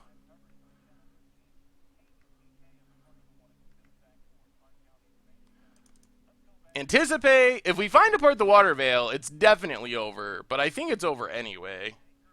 There it is. All right, so grab apart the Water Veil, put the rest to the bottom, play the land, swing with the crew. Whoo! And that should do it, I think. Opponent's just going to do the timeout plan. We got there! Whoo! My gosh. Yeah, if you ever... Sorry I wasn't chatting as much as normal. We were getting down there in time. You're welcome, Team Parallel Gaming. Huh? Why isn't the deck command working? Oh, there it is. You should be able to do exclamation point deck and get the deck list. Alright, so that kind of made up for the rough first round. We get back to 1-1 in a really crazy long match somehow against Green Red Energy. Yeah, we were right on the brink of dying for so long, but we found a way out of it. I don't know if it's dead already. We'll have to see how these next matches go. If we have like 3 more matches like that, then it will be unlikely. But if they pick up the pace, it's possible we squeeze in the game of Momir. We'll see. We'll see. How come pros don't use F6? I think pros do. I use F6 on occasion. In all honesty, the biggest reason I don't F6 is I don't think it looks good. If you F6, actions happen really quickly. You can notice on videos sometimes, probably more than the stream, but if you F6 and your opponent does an action, it just flashes to the stack for the quickest second, so it doesn't work very well visually for the people watching. So I tend to not use F6 when I'm recording or when I'm streaming for that reason. I think it gives people more of a chance to actually see the triggers and so forth. Thoughts on a blue-white version of this deck with Reflector Mages and Dovin? Those blue-white land counts as islands. I think if I was going to go blue-white, I might play the Aetherflux Reservoir deck, which looked absurd, or a Panharmonicon deck. I think this could work, but I think those are better shells if you want to do Dovin and Reflector Mage.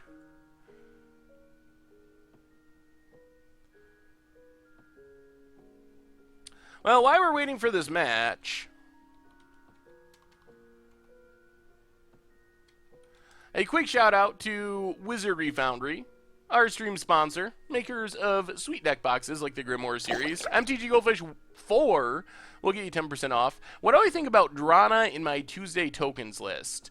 So Tuesday was... Oh, the black-white one? I mean, it's okay, but the more I've played that deck, the more it seems like a combo deck. Wanderer77, welcome to the Fishbowl, and thank you for your subscription. Welcome, welcome, welcome.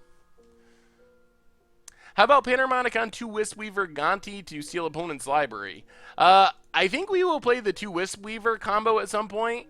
I don't know if it will involve Panharmonicon and Gonti. Maybe if it was on Against the Odds, but that seems against the odds to me. Thoughts on emergency bans in Pauper? Drake being gone is a good thing. Overall, very much a positive. The precedent of emergency bans for something like this is odd.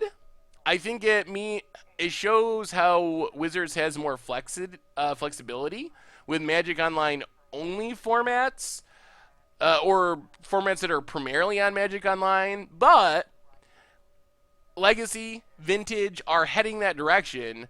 So we're gonna be in a world where stuff like that could potentially happen in those formats as well, I think. Whether or not that's good or bad, I don't know. Colorless Eldrazi hype. I've been working on a blue-green Vexing Scuttler Crush of Tentacles deck. Ooh, spicy. Any movement on Paper Legacy.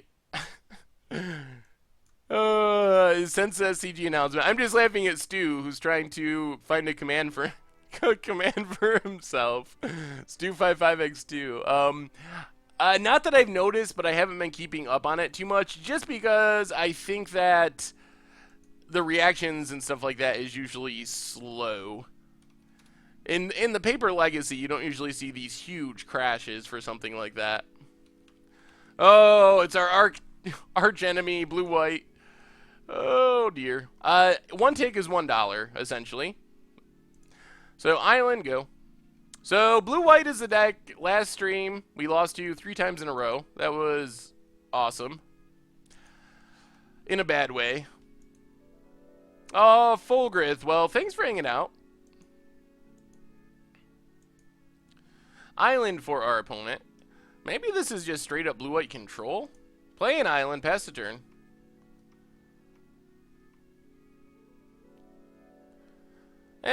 With Anticipate and lands, this deck does really want to hit its land drops, and having an Anticipate makes me feel pretty comfortable doing it. Ooh, energy. Alright. What is this? Eldrazi Displacer. Well, let's Anticipate, see what we find. Jeez. Alright, I think we're just going to take pieces of the puzzle. Are we going to see some more Kadaltha Rebirth brews you're playing in the queues? Shh! That's a secret! Happy Chappy. The Xantos! Welcome to the Fishbowl! Thank you for your subscription. Let's get a good scoops cheer for the Xantos. So, let's play an island. Play pieces of the puzzle. This might be the blue-white Panharmonicon deck, actually. Ugh. Well, that was about the worst pieces of the puzzle imaginable, but okay. Band Panharmonicon is good. I get one. Every once in a while, I get a name correctly. Every now and then. Here comes Displacer. Oh, you will know more. Don't worry. You will. When am I doing colorless Eldrazi? I don't know about that. I'm not sure when I will do that. More Gear Hulks. Alright, let's pass the turn, I guess?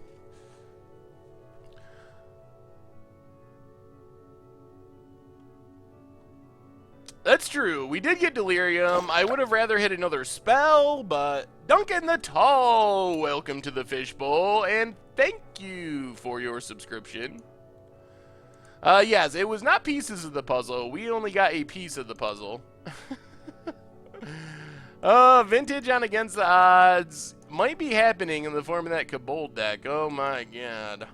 That deck, it is going to be interesting to see how that goes. I don't have high hopes, but it should be fun anyway. Let's just select this. I want to kind of scry here. Scatter. Alright, we'll keep Scatter, I guess. That's fine. We're getting pretty close to playing Torrential Gearhulks. This deck is pretty fun. I get grief over my pronunciation of everything, including Kobolds, yes. Apparently I say it incorrectly. But I'm used to that by now. Yeah, this does look like Blue-White Panharmonicon. So, Island, go. Luckily, we have a pretty good hand for playing at instant speed. I'm interested in trying that deck. My main worry with that is just how fast and powerful Vintage is. I imagine against the odds type decks having a hard time keeping up with Black Lotus into Yogg-Will into stuff like that. So, Dimaphore, welcome to the Fishbowl. Oh, I said that way wrong. Dimorif, welcome to the Fishbowl. Thank you for your subscription. We played Mono Red Burn before. It happened in Legacy. What does our opponent have? 4 mana. Yes. So let's just negate Panharmonicon. That is not part of our plan for losing this game. Jeez, part the Water Veil. Alright, let's pass the turn. Nearly Sane Jim, welcome to the Fishbowl, and thank you for your subscription. Yeah, you can play a Cabal deck in Legacy if you want to. It'll probably be like Bad Elves, I would guess, but I think it is possible. Opponent hits us down to 11. Hey, what's up, Annihilator? So far, reasonably. We kind of got wrecked round 1, but things are turning around. We're about to win this game with Torrential Gearhulks, I think. If we can get down multiple Gearhulks, then Part the Water Veil can just win the game on its own. Opponent plays a Eldrazi Displacer. Let's just Torrential Gearhulk.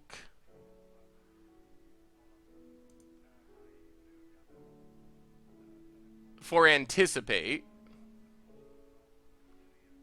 See what we find off Anticipate.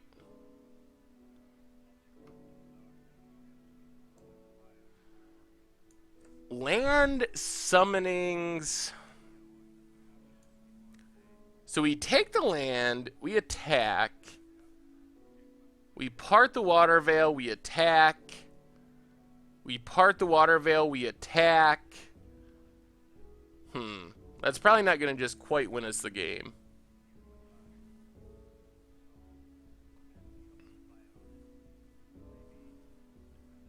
Let's just take Crush, I think, maybe.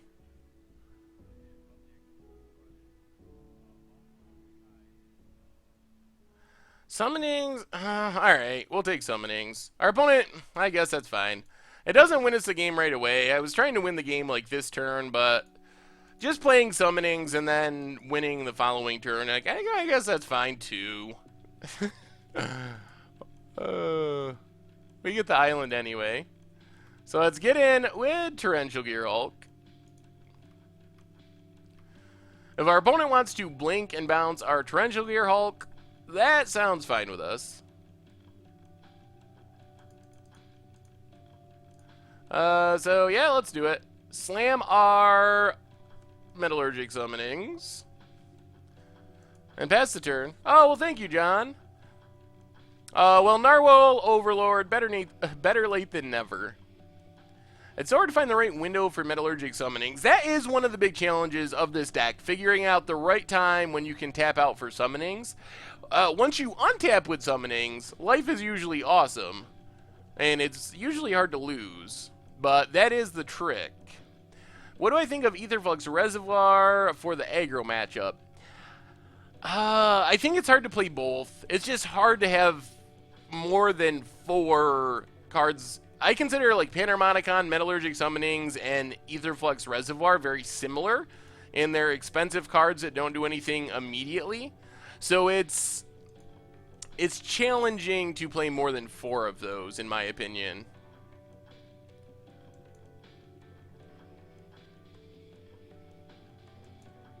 Let's see what our opponent has. A Skywaller's Shot. All right. Well, I think we just win.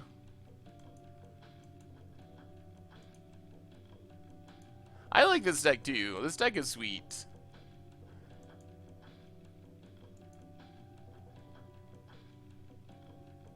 Yeah, we have the Engulf the Shore plants that bounces everything. I think we can win here. I don't know if we literally win, but we're going to be super far ahead. So, there's Part the Water Veil, number 1. Because we can actually finish this off by blinking the Eldrazi Displacer, so our opponent won't have the mana to blink our tokens. So, get a 6/6, get an extra turn. Pass the turn. We did Hedron Alignment at one point. Maybe we got to do it again sometime. So, Part the Water Veil number 2.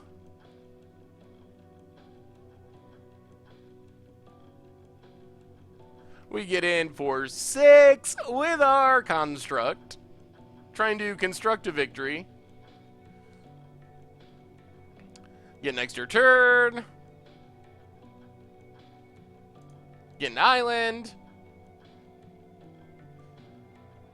And attack for lethal, I believe. Sweet. That went well.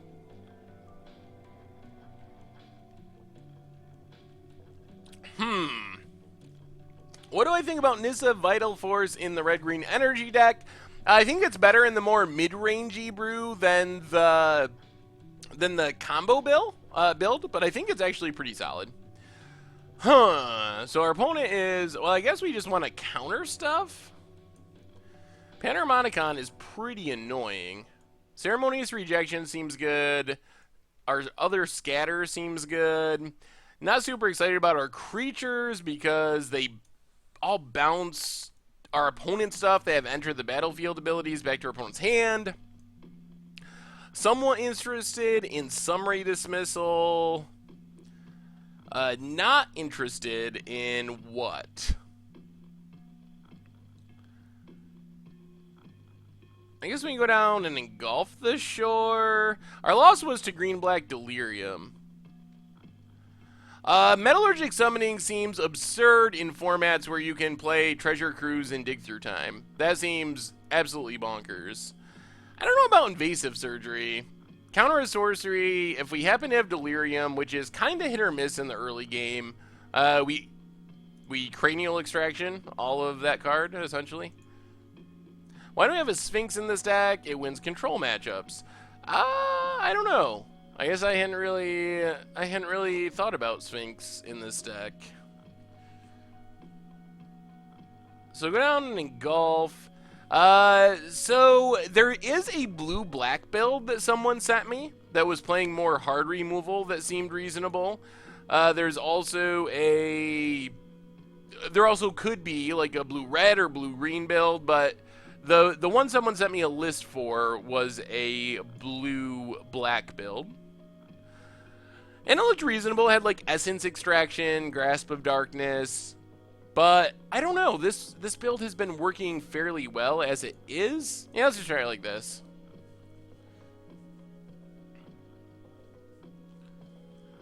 Does Metallurgic Summonings work with Brain in the Jar like I hope it does? I believe so. If you're hoping that it triggers when you cast something off Brain in the Jar, yes.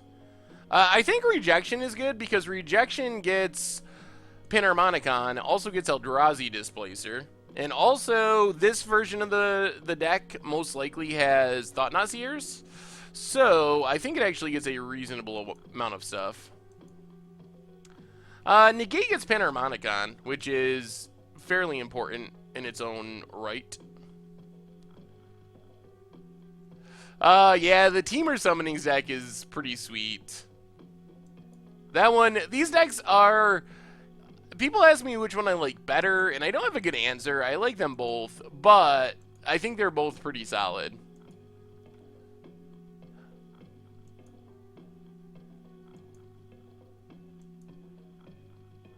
Evolving Wilds for our opponent. They must be playing Wastes, or they're budget conscious. One or the other. Yeah, ever since we started getting more viewers, the bots come in. They do get deleted, but as a general rule, if you see those tweets, those comments, you probably should not click on them. They get deleted, but it takes a minute. Here comes a Thought Knot, I think. Yup. Thought Knot. I don't know what our opponent takes here. Do I think Splendid Reclamation and Amulet of Vigor could be used to ramp in Modern? Yeah, I think it could be. We played Splendid Reclamation on Against the Odds in Modern. It seems sweet in like a Valakut shell. I've seen a couple different builds of that now. Grip of the Royal's fine. Our opponent took our finisher, Part the Water Veil. Planning for the long term, apparently. We have the rejection in, I believe. Maybe I should have taken out more negates. That's a good argument. But I believe we actually have the rejection. I think I brought it in. I meant to bring it in. Yeah, we'll take the beats here. I took out a rejection. I think we only have one rejection. What do I think of Jeskai Vehicles, one-drop counters, and Padim? I don't know about Padim, but Jeskai Vehicles could be a thing. Padim doesn't seem very aggressive, and most vehicle decks I assume would be somewhat aggressive. There is not a Goldfish Discord yet, although hopefully there will be at some point in the future, if there's interest. Well, let's just engulf. Maybe our opponent's setting us up for Dispel here? Okay, they're not. So we draw 2 cards, but then our opponent gets to take a card. Probably our Gearhulk, I assume. Yep, takes the Gearhulk. And passes. Scatter is actually a nice draw. Scatter means we're not going to get hit by this next Thought Knot, which is pretty key. Any thoughts on a green-black zombie deck? There's been some blue-black and red-black zombie lists floating around in Standard. Not sure about green-black, though. Next week's Budget Magic is super sweet, by the way. Super, super sweet. We're just 1-1 right now. We lost round 1 to green-black Delirium. Then we won round 2 against a energy mid-range deck, green-red energy. And now we're up a game in this matchup as well. Let's anticipate. Grab an island. Want the 6 mana to be able to scour. Scour is pretty powerful. Drawing 3 at instant speed for 4 mana is insane. And even when we have to pay full price, it's still pretty good. What? Opponent goes with a Gearhulk. Gearhulk for anticipate?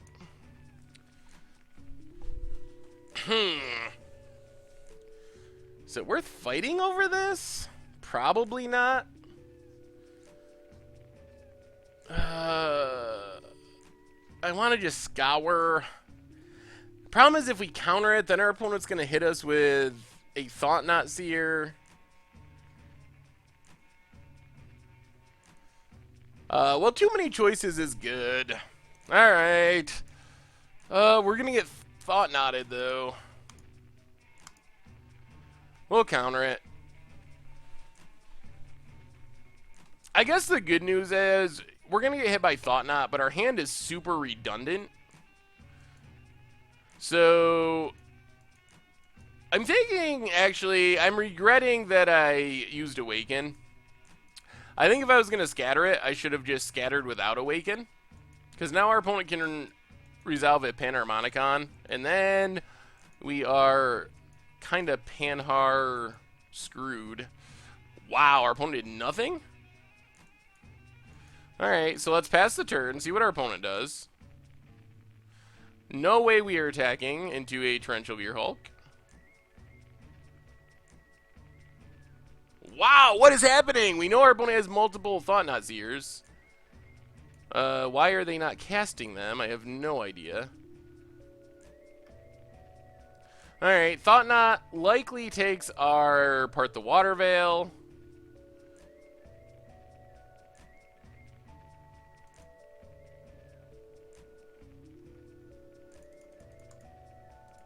Alright, let's scour, see what our opponent does. Disciple, Rossius Disciple, welcome to the Fishbowl. Thank you for your subscription. Let's give a big scoops cheer for Rossius Disciple. Holy lands. Alright, well, we got some lands. Many, many lands. Pass the turn.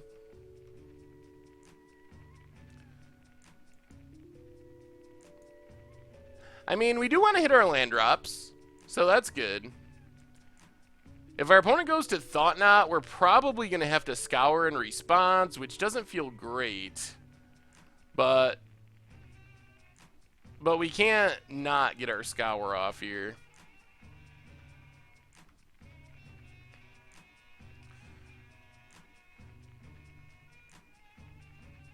Reflector Mage. Man, we were punished so hard for Awakening. Deservedly so. I don't think I've ever... Thank you. I enjoy these lands as well. I don't think I had ever awoken a counter in this deck. And I am definitely regretting it. I might take them out just so I don't mistakenly do that in the future. Just, it's so bad. Our deck wants lands like crazy, so losing a land drop is... Oh, it's so bad. So bad. Alright, pass the turn.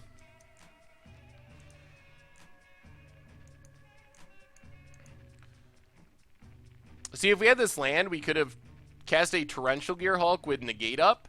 But since we lost that land, now our Torrential Gearhulk can get countered, which is just super horrible for us. Which I think means we just have to take our beats here. Yeah, Void Shatter... yeah, I don't know. Maybe just play Scatter and be disciplined. I guess we take 6. We are going to have to start doing something, though, or we're just going to die. Oh, opponent passes?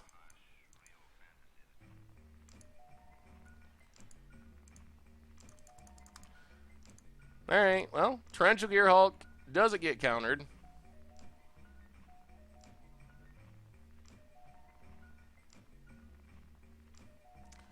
Oh, land that got bounced.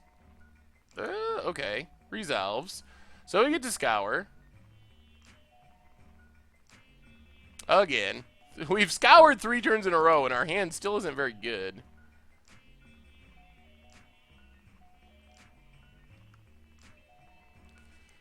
Engulf the Shore could be helpful. Ooh, and there's Metallurgic Summonings. Let's play the island.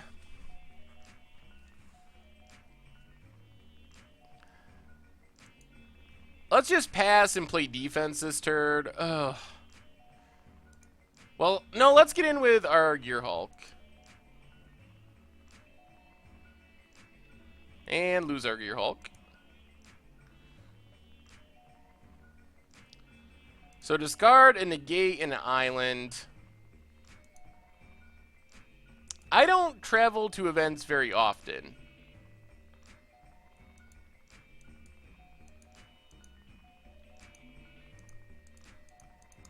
I probably shouldn't have attacked there. Let's engulf the shore.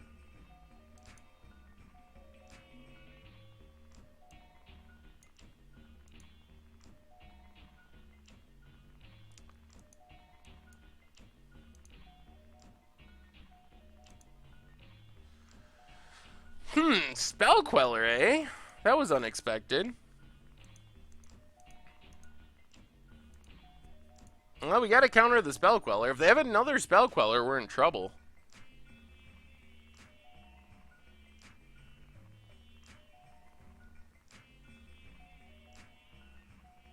I think we're gonna lose because we're down that land. Oh, thank God. Alright, Engulf Resolves. We draw a card. Our card is... Hey. Yeah, I kind of wish we didn't have so many negates. We've drawn a lot of them.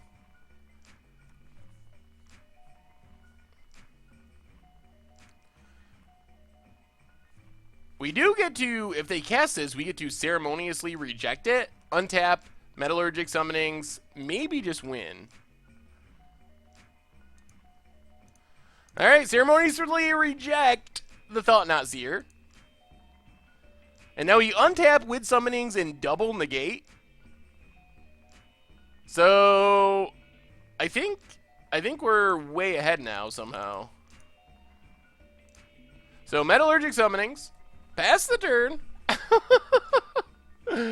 Oh, we were on the brink. This deck does get close to losing a lot before it wins.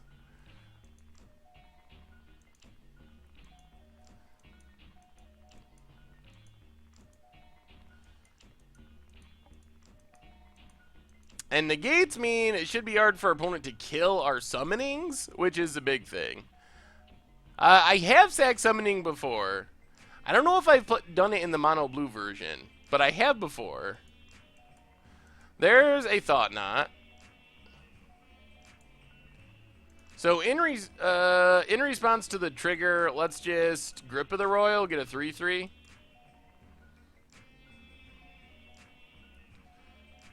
And tap it down. See what our opponent takes. Whoo! Oh, that is so good. That means we get a pieces of the puzzle. I would much rather lose the summonings than lose the pieces of the puzzle. And Reflector Mage, sure. This deck does embody the concept of life as a resource. That is very true. So there goes our token. But with this pieces of the puzzle, if we hit a take an extra turn spell, we can cast it too, which is so good. So pieces of the puzzle. Be good to us. Alright. Grip of the Royal, pieces of the puzzle. Pieces of the puzzle.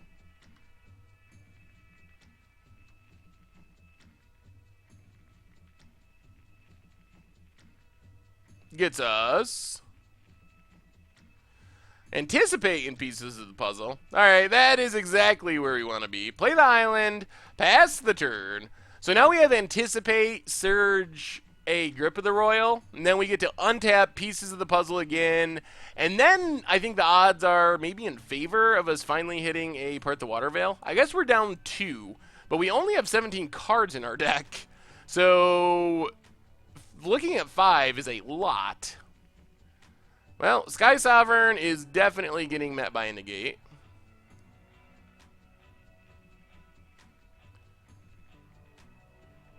Opponent. Yeah, this is the exact Panharmonicon deck we played before. The Blake's deck. Negate the negate, which negates the Sky Sovereign. Get a couple 2/2s along the way. I think chances are we just win this coming turn. It's not guaranteed, but it is likely that pieces of the puzzle gets us there. Oh, or we just draw it. Alright, so yeah, this makes it very easy. Just cast a Part the Water Veil. Get in with our constructs.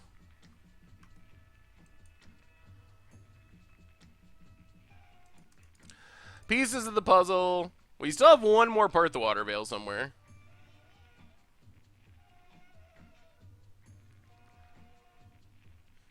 Chaining the other pieces of the puzzle is pretty sweet.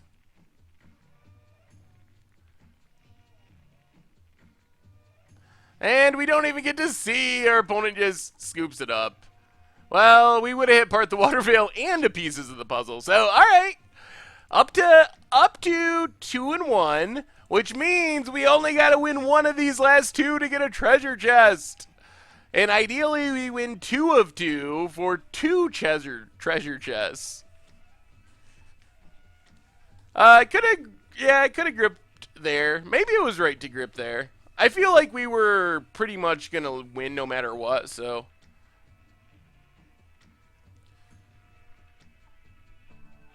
We were in very good shape. So maybe we get a chest tonight. I mean, of course, we're going to probably open something horrible, but still, at least we get to open one. That's what the fun's all about, right? So we get to play first. Oh my god. We got to mulligan this. No card draw. Jeez. This hand's great if we live a million turns. We have all our most powerful cards, but it's going to take a long time for anything to do anything. Spire Bluff. Oy, so this is probably a Metalwork Colossus deck. Not sure how this goes. Oh, so apparently Rogue Deck Builder has all the luck. Opponent's going to start looter scootering next turn. Ooh, Engulf is helpful, though. What are we up against? Is this... I don't know. Thank you, Big Flames. That's Electrostatic Pummeler. That's a bit scary.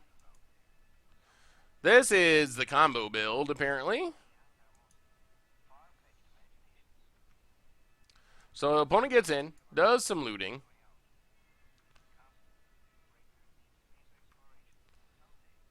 Play an island, pass the turn.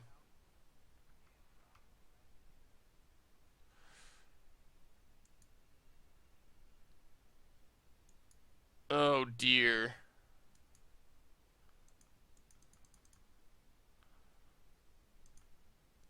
Well, let's scour the laboratory. It's not impossible that we die here, unfortunately. This is a really weird deck. I have not seen Mausoleum Wanderer with Electrostatic Pummeler.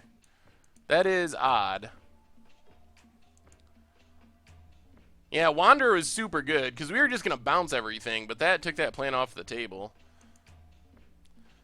I don't think our opponent has enough energy to kill us. They only get 1 double up, so I don't think we're going to die, but I'm always scared if there's a pummeler on the battlefield. It always feels like we could die at any time. Can we get a goldfish shirt with scoops and the word vehemently underneath? I'll have to pitch that to Richard, see what he thinks. That's just such a weird thing to say about me, because I do not consider myself very, very vehement. Another copter? Alright, play an island, pass the turn.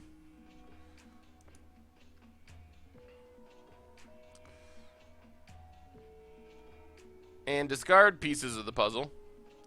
This is going to be interesting. Ether Hub for our opponent.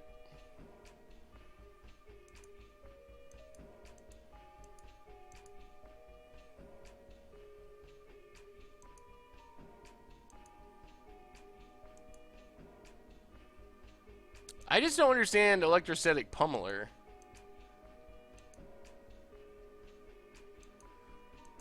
I don't know if this matchup seems good for us or not. There's Smuggler's Copter.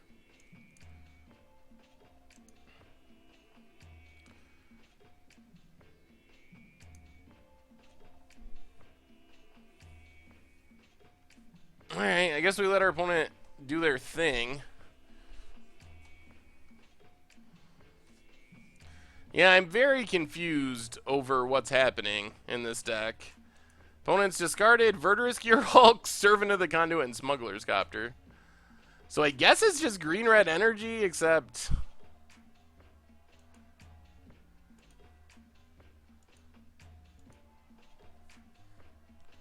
Are we going to lose right here?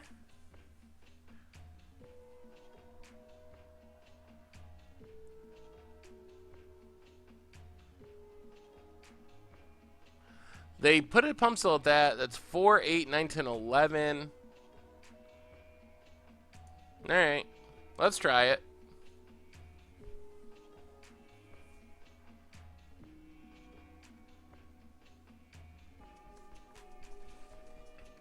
Oh, good God. Really? Really, opponent? Alright. Well, I mean, our opponent had a million pump spells. I don't know what we're supposed to do about that. This seems like Niblis of the Frost could be good here. Invasive Surgery does nothing. Our opponent's deck is very weird. Infect might be a bad name. It's basically plays similarly to Modern Infect, which is where the name comes from, but it could be a poor name. Oh, God. I mean, I don't think we're drawing dead to this deck, but that was not comforting by any stretch of the imagination.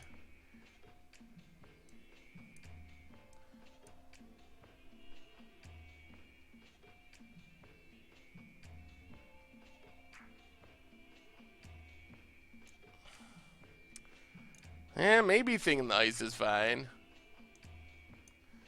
If we bring in Thing in the Ice, we definitely got to go down a couple. We got to go down Torrential Gear Hulks.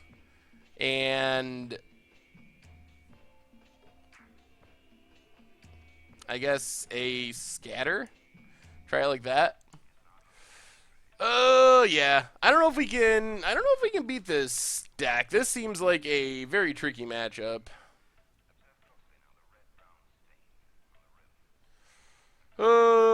I think Summary is too slow and not impactful enough. Disinfect. I'm confused as to what Disinfect. I don't know what that means.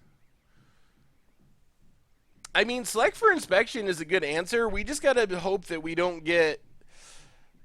We gotta hope that we don't get hit by the Blossoming Defense. Blossoming Defense is pretty bad. Oh, Standard Disfact, I see. I don't think, Ceremonious. We just don't have that much room. It seems like a good Niblis matchup. Well, we got Anticipates, which hopefully find us something. And we have a Summonings, which is something. Our opponent's deck has got to be inconsistent at least. Opponent goes to 6. Although they're on the draw, so it's not that painful. Jace I think is bad in this matchup, unfortunately. I like Jace, but it's just so slow in this matchup. Sanctum for our opponent, and Attune with Ether. I mean, the energy deck isn't that janky. I mean, I guess it's a janky kill condition, but a lot of people played it at the Pro Tour. It's like a reasonably legitimate deck. There's Looter Scooter. There's a Scour the Laboratory, which is a ways away from doing much. Come on, no. Alright, Attune with Ether, that's good. That means it's not a pummeler this turn, at least. Glintnesk? What is going on in this deck? I do not understand even a little bit what's happening.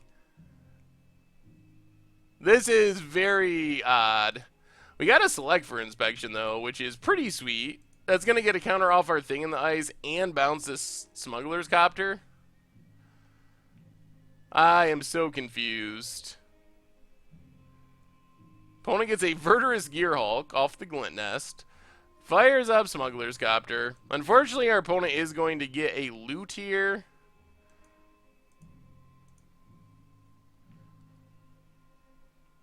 We get a counter off Thing in the Ice.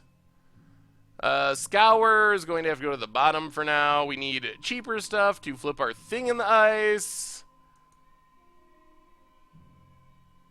Yeah, I don't know. It seems like a couple of different decks mashed together, and I just haven't seen this combination before. I have never seen this teamer list before. I do not know. Dynavolt Tower plus summonings could work. I don't know if it would work in this exact list, but it could definitely work together. Well, let's lead on anticipate. See what we hit. Ugh. That wasn't exactly what we were hoping for. Thing in the ice, pass the turn. We did not find a cheap spell to play, unfortunately. Opponent has a game trail. Opponent has a, Thought Not Seer. Okay.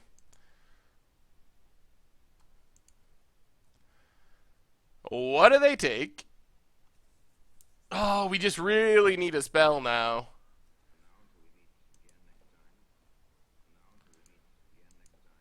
Opponent's trying to decide. I don't know. It's got to be tempting to take Scour, because that's a spell that can potentially flip Thing in the Ice in 2 turns. On the other hand, Metallurgic Summonings is, if you play that in your deck, you're usually built around it. I have no idea what our opponent's deck is. I have never seen this before. They go with Scour. Get in for 1 with the Crane. Well, let's see what we draw. Not what we wanted. Alright, well, any non-land, Oh, we need a spell. Here comes Verdurous Gearhulk. Alright, deck, are you going to cooperate? See you, Deathwish Unicorn. Oh, if we don't draw a spell...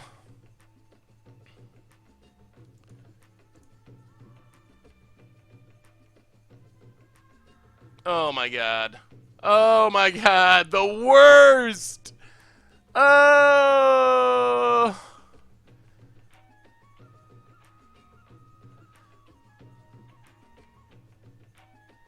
5, 6, 7, 8, 9, 10, 11, 12, 13? Alright, we take 13. Hopefully our opponent throws a pump spell. That would be insane. If they throw a pump spell... Alright, we're down to 1. There's a pummeler. Get some energy. And a pummeler. Oh my god. Are you for real, deck?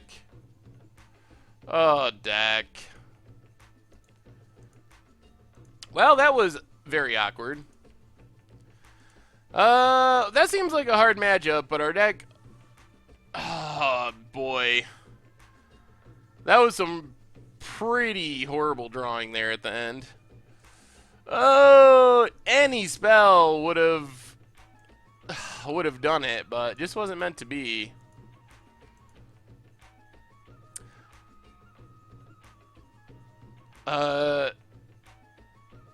Teamer Summonings only sacks itself. You can only sack it if you have 6 or more artifacts. So we weren't very close to actually flipping it yet.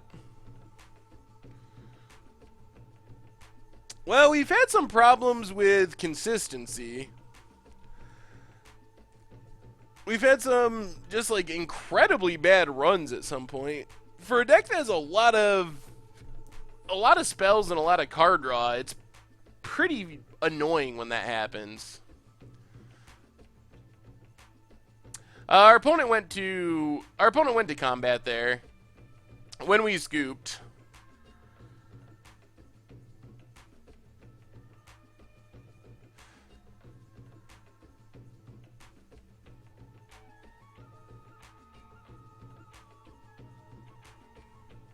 Could ask the guy for his list and give him highlights. Alright, on to the last match of the league.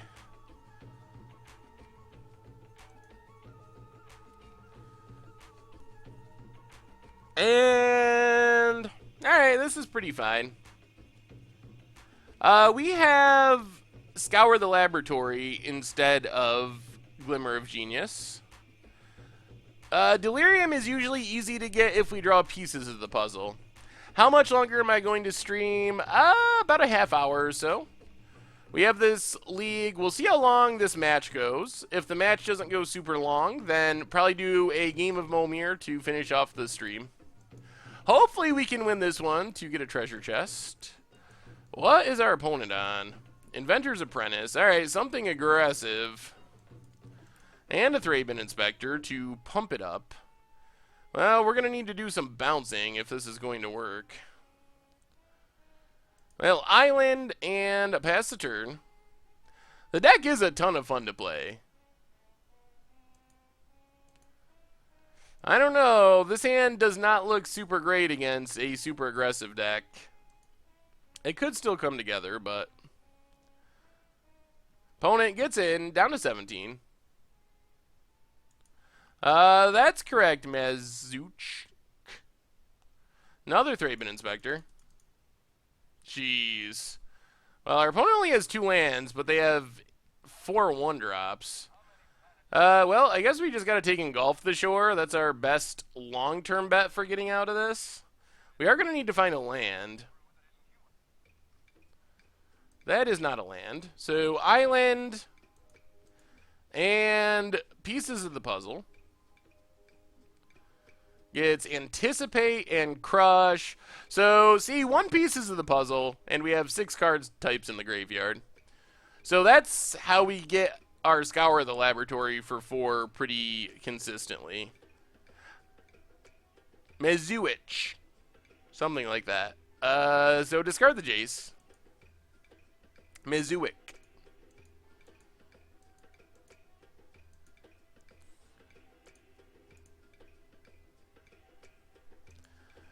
Alright, let's see what our opponent's doing.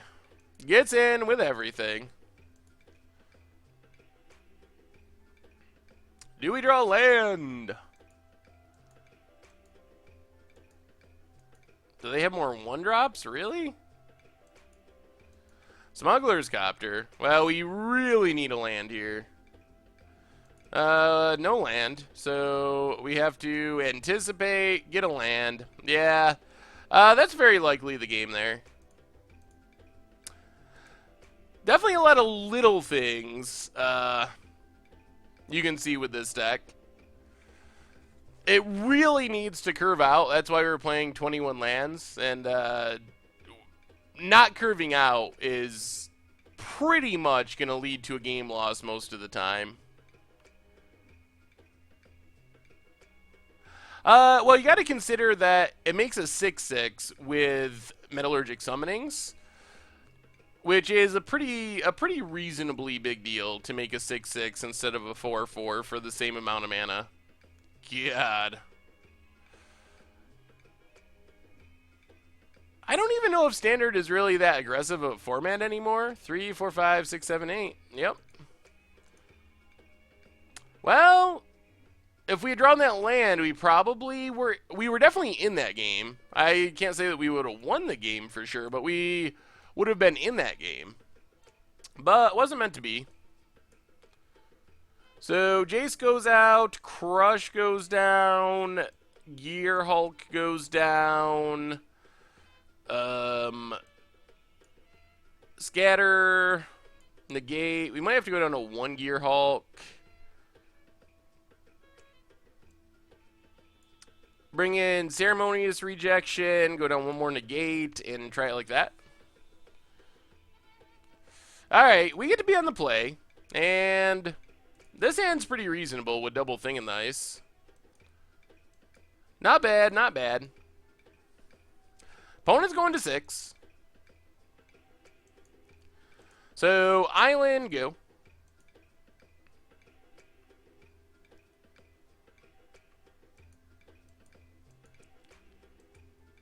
Opponent sure has a 1-drop of some kind. Inspiring Vantage. And Thraben Inspector. Gets a clue. Well, having double Thing in the Ice is pretty helpful. And we hit a land this game, so that's good. Thing in the Ice. Pass the turn. Hopefully our opponent... Hopefully our opponent doesn't have a Copter here while we're tapped out. I'm sure they do, because decks always have Copters, but... Opponent passes. Well, play the island, pass the turn.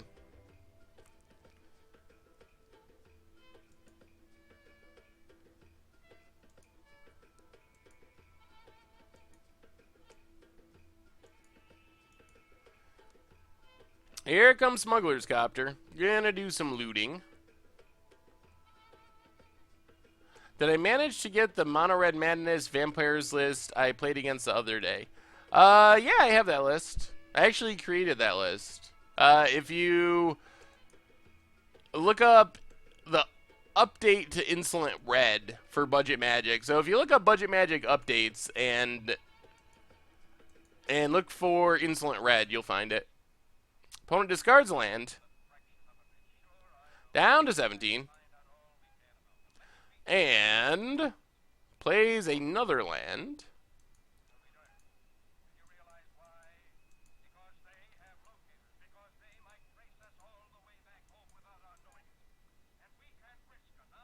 Veteran Motorist. Can't do anything about that.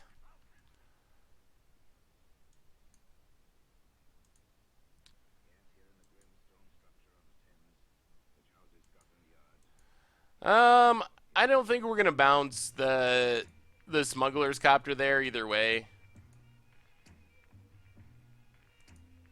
Is there an update to Modern Turbo Fog? Modern deck, there is not, but modern decks don't really get updated nearly as often because Modern doesn't rotate. That's the main reason for standard updates, is just because of rotation.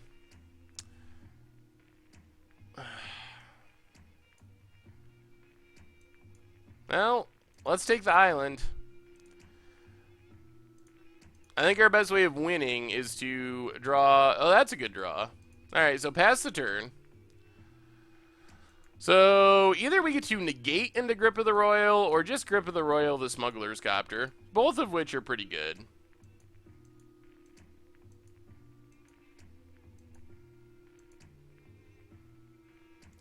Yeah, Looter Scooter is a good nickname, I think, for it.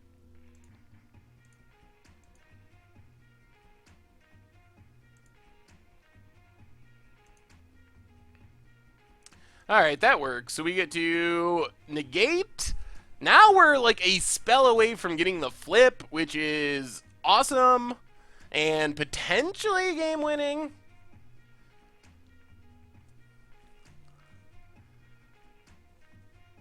So, opponent crews up the Smuggler's Copter. And we do get to draw an extra card here. So there's a Copter. Goes to combat. Then we just surge the Grip of the Royal, tap down the Copter.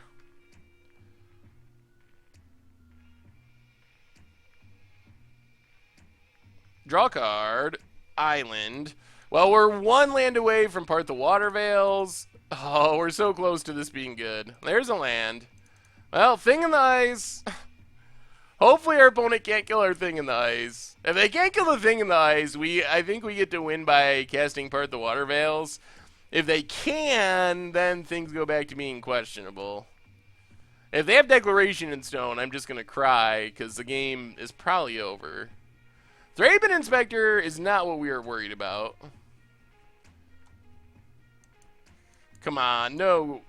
Okay, Smuggler's Copter is fine. That's not what we were worried about.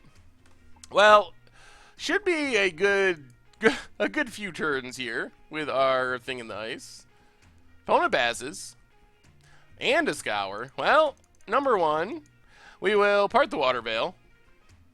Get some counters off things. Flip around our Thing in the Ice. Cullen W 2001, welcome to the Fishbowl, and thank you for your subscription. There's a nice scoops cheer for Cullen. Alright, let's get in with our Awoken Horror. Yeah, actually, this does just win us the game. The power of Thing in the Ice with extra turns. Who would have thought taking extra turns is good when you have a 7-8? So, I mean, see, our opponent has 2 Smuggler's Copter, and we're still just winning this game pretty easily. So, our deck can really beat anything. It's just really a question of Do we hit our land drops, and how do we run? But all right, all right, all right. Well, this is it. Our quest for a chest all comes down to this one single game. One single game for the chest.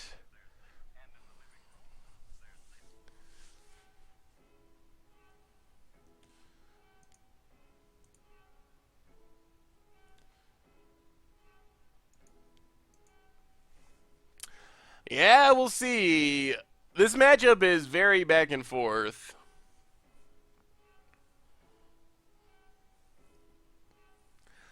It's really depends a lot on the draws, and I'm definitely more nervous now to be on the draw in this matchup is very bad.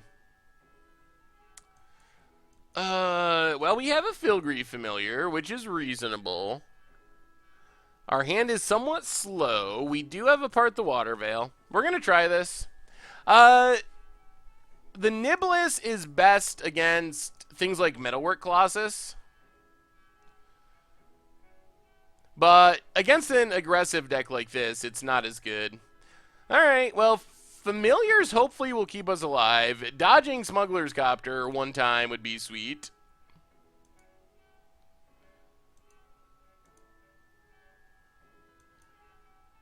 Alright, Inventor's Apprentice for our opponent. And there's the Thraben Inspector to pump everything up. Well, we'll have to see if our opponent can back this up by removal. This is, I mean, we're going to be low on life when we start casting things. If they can, like, Anguish Unmaking, or if they have a good 3-drop, things get pretty sketchy. Would I consider making a Horrors deck for Against the Odds? So, we kind of did a Horror-ish deck at one point, but I could revisit it. It wasn't super tribal-y. So, we take 6, down to 11.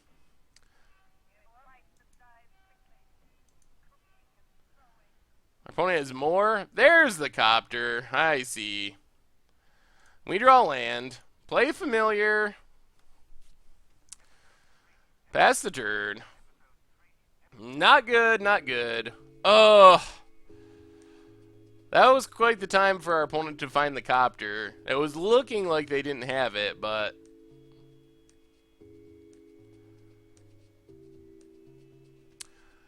it also looks worse being on the draw here. That's our big disadvantage. This matchup is much more difficult being on the draw than being on the play.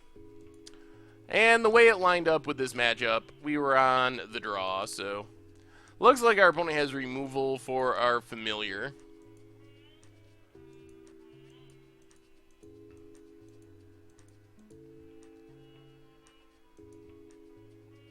Alright, there's Smuggler's Copter. Opponent goes attacking. Gonna loot. Discards.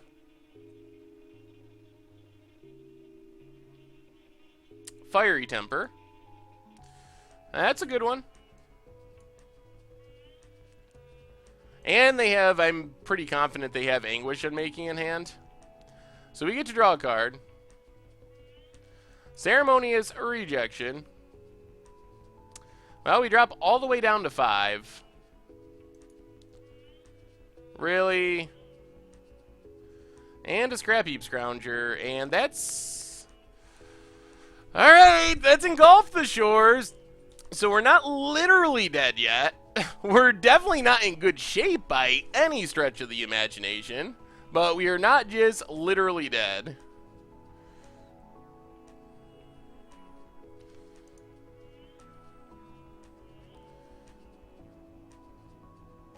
Alright, so Engulf the Shore. Make our opponent pick everything up.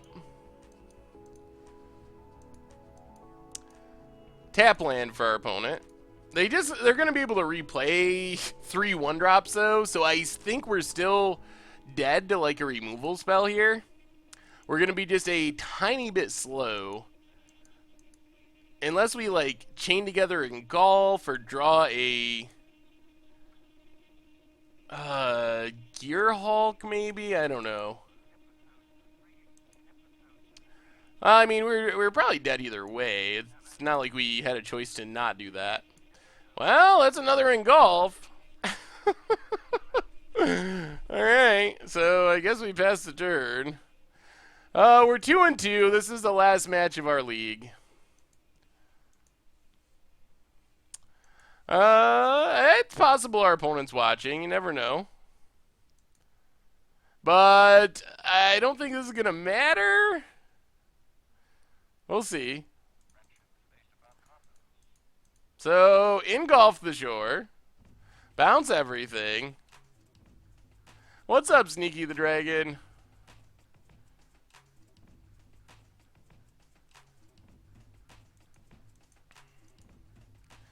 Sacks the clue? Huh? Okay. Plays Exemplar. Okay. Yeah. So, that is weird. I'm suspicious now, because last turn, our opponent had this same exact opportunity, and they main phase cracked a clue, so they didn't play Scrounger, so I'm very confident that our opponent is gaining an advantage by watching us play, because that just doesn't make sense on any level. But can't do anything about it.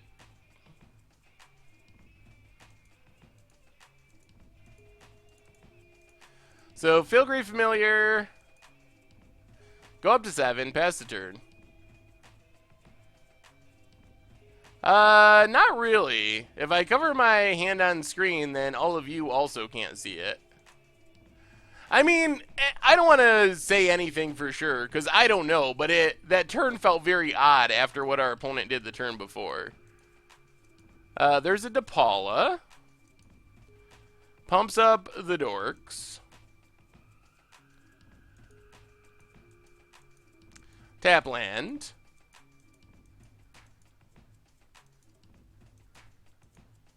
We were at 5, though, so burn wouldn't even kill us. That was just odd choices. So here comes a copter.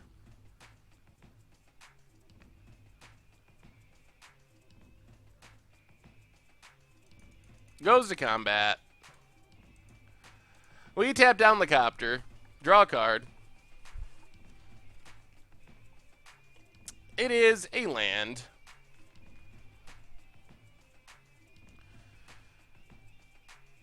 Opponent attacks. Kill Thraben Inspector.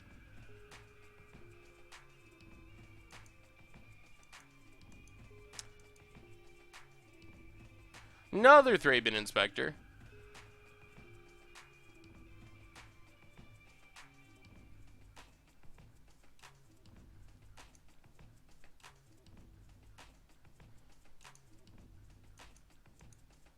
And Inventor's Apprentice.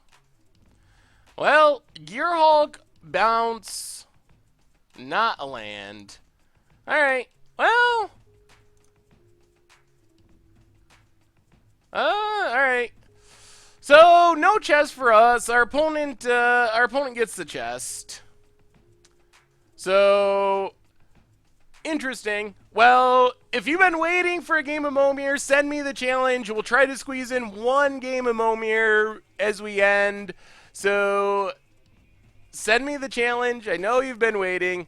So that was interesting. So we went 2-3, which is not a great record. And the tale of the games was interesting. I think the deck is solid.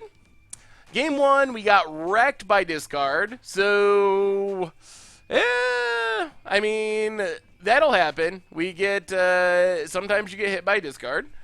So that was game 1. Game 2, we won the really long game. And then, I don't know, that last game was definitely suspicious. I don't want to say anything weird. I don't think it was weird that our opponent didn't fire up the smuggler's copter because they had lethal there anyway. So there wasn't really any reason for them to fire it up. If we were going to engulf the shore, it would have just bounced more of their stuff. So the possibility of looting just wasn't worth it in that scenario. So I don't think that was weird. The only thing I thought that was odd is our opponent had a turn where they had all the same cards in their hand. In the first time, they played Smuggler's Copter, or they played a Toolcraft Exemplar in the Scrap Heap Scrounger. And then the second time, they main phase cracked a Clue and avoided playing the artifact for the rest of the game. So that's the thing that I thought was weird. The Copter was normal. I think that was just good play. So that didn't seem weird at all to me. But it is true that one turn was felt suspicious.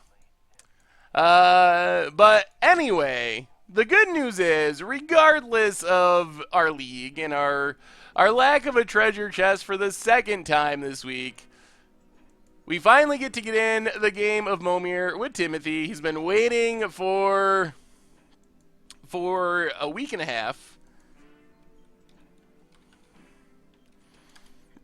So we finally get in his game of Momir. So, pass turn. And ghosting doesn't matter in Momir, so. There's a mountain. Going with the 2-drop. What is our opponent? Oh, they're just tapping out. Momir style. Okay. Or Commander style, not Momir style. So let's discard a land. High Priest of Penance. Ooh, whenever it is dealt damage, you may destroy target non-land permanent. So that's actually a pretty reasonable 2-drop.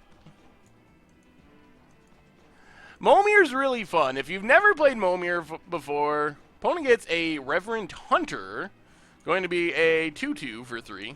If you've never played it before, it's really cheap. It gets tiresome for me after a while. We get an Ingenious Scob because it's so random and it feels like it has less skill than some other formats. Although it does really reward playing the board well. So there is definitely skill involved. Sachi, daughter of Shishiro. Oh no! No! So probably the best thing you can possibly hit in Commander is stuff that taps for extra mana. And Sachi taps for 2 mana. Hopefully this is not a Shaman. It is not. So we need a Necrotal here. I think the odds are like 1 in 3,000 or something, but it could happen. Oh! When it enters the battlefield, an opponent chooses a permanent you control other... No! No! Worm Bank. Oh, so our opponent gets extra mana and we gotta exile one of our things. Oh my goodness. Well, enjoy your infinite mana. Yep. So our opponent gets to start making 7 drops while we're making 5 drops. Come on, Phage! One-time Phage. Nimgrotesk isn't too scary. I'm relatively okay with that. I'm also sort of happy that our opponent didn't go after one of our lands. Being a land down there would have been really devastating. Vigilance, lifelink. Can that hit the... Could this hit it? I don't think you can. I don't think you can actually target it. Maybe you can, and I'm mistaken. I just stumbled upon your improved Rarely Fenza list from Modern. Looks sweet. How do you think it squares against the current Modern meta? It's worse now, I think, than it was then, because Dredge has become such a big part of the format. Everyone's playing Graveyard Hate, and that incidentally hates on the Rarely Fenza deck. It's still fun, but there's just a lot more sideboard hate right now. Sandstorm 846, welcome to the Fishbowl. And thank you for your subscription. Let's give a big Scoops cheer for Sandstorm 846. All right, opponent passes. Well, so far, even though our opponent's up 2 mana, They haven't really been devastating. Ooh. That was a draw. So we get a Vidalcan Dismisser. Get rid of this Sachi. Get in with our unblockable Wormfang, which is actually doing some work now. After killing one of our own creatures. Opponent's down to 18. Vidalcan Dismisser is really good. I forgot about that card.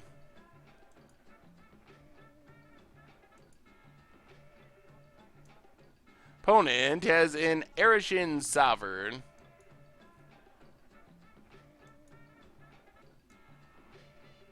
Opponent gets in with, I guess we just trade that off. Actually, with our Vidalcan Dismisser. This is not indestructible, right? No divinity counter, not indestructible. Well, the game somehow is back at parity after our opponent hit a Mana Dork, which is crazy. Ooh, Grooksword, play... well, it's a 7/7 trample that lets us see what land we're drawing next, but we'll never have a creature on top. Get in with our Wormfang. Arishin Sovereign is pretty big. Crab Tribal could be interesting. I wonder if it's possible to... Can you explain how to sideboard with the Fog deck against the Pummeler deck? I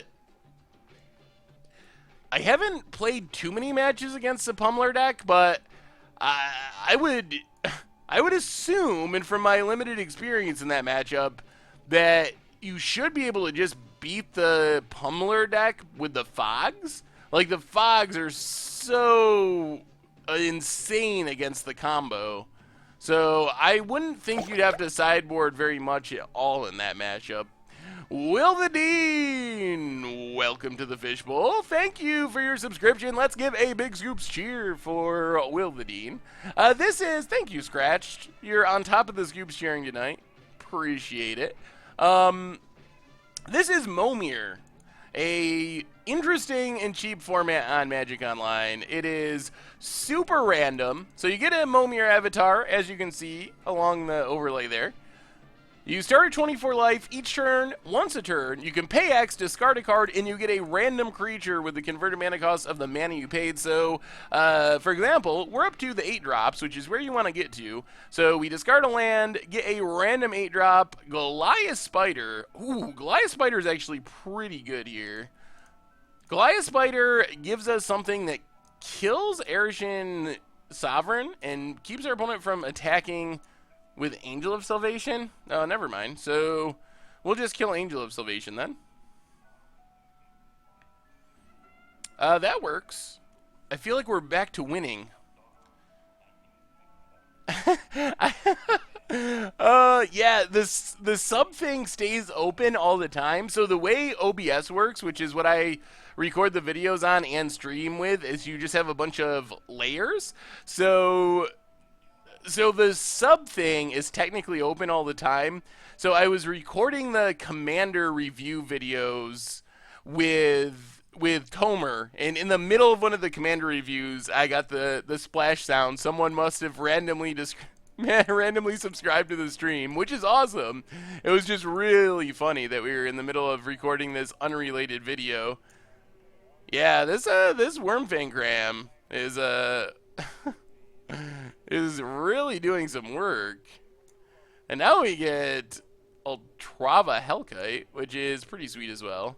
Our opponent making 8 drops. There's tons of big bomby 8 drops. It of the Horrid Swarm is not included on the list of big bomby 8 drops. So I think that actually is just going to be the game 1 there. Yeah, Ultrava Hellkite definitely gotten wrecked in Commander by that card. Oh, so tonight. Well, first off, I mean, we're getting near the end of the stream, so I gotta say this stuff now. But next week's Budget Magic is absurd. It's in Modern. It is so crazy. I don't think the record is gonna be absurd. I think it's gonna be reasonable, but I don't think it's like a 5-0 deck. But it is just really crazy when it does its thing, so you're not going to want to miss that. I'm super excited for the modern budget Magic. But more immediately, the new series with Tomer is coming out in a couple hours. The first episode, the pilot episode of a brand new series featuring Tomer and I. So make sure to check that out and leave feedback, because we're doing this as like a pilot episode to get feedback, see what the response is, what suggestions people have, what ideas people have. So make sure if you take the time to watch it, which would be awesome, but if you do, try to take the time to just leave some feedback, because we're really trying to figure out what we're trying to do going forward. So as far as the series is concerned. So it will be posted on the YouTube and on the site. So subscribe to the YouTube channel, or just keep up to date on the website itself, and you'll find it. Usually goes up about 11 is when all this stuff goes up. We get a Zada's Commando, first strike, tap and untap ally, damage to an opponent. I do not own MTG Goldfish. Richard owns and founded MTG Goldfish. I am the content manager of MTG Goldfish, but I am a full-time employee of MTG Goldfish.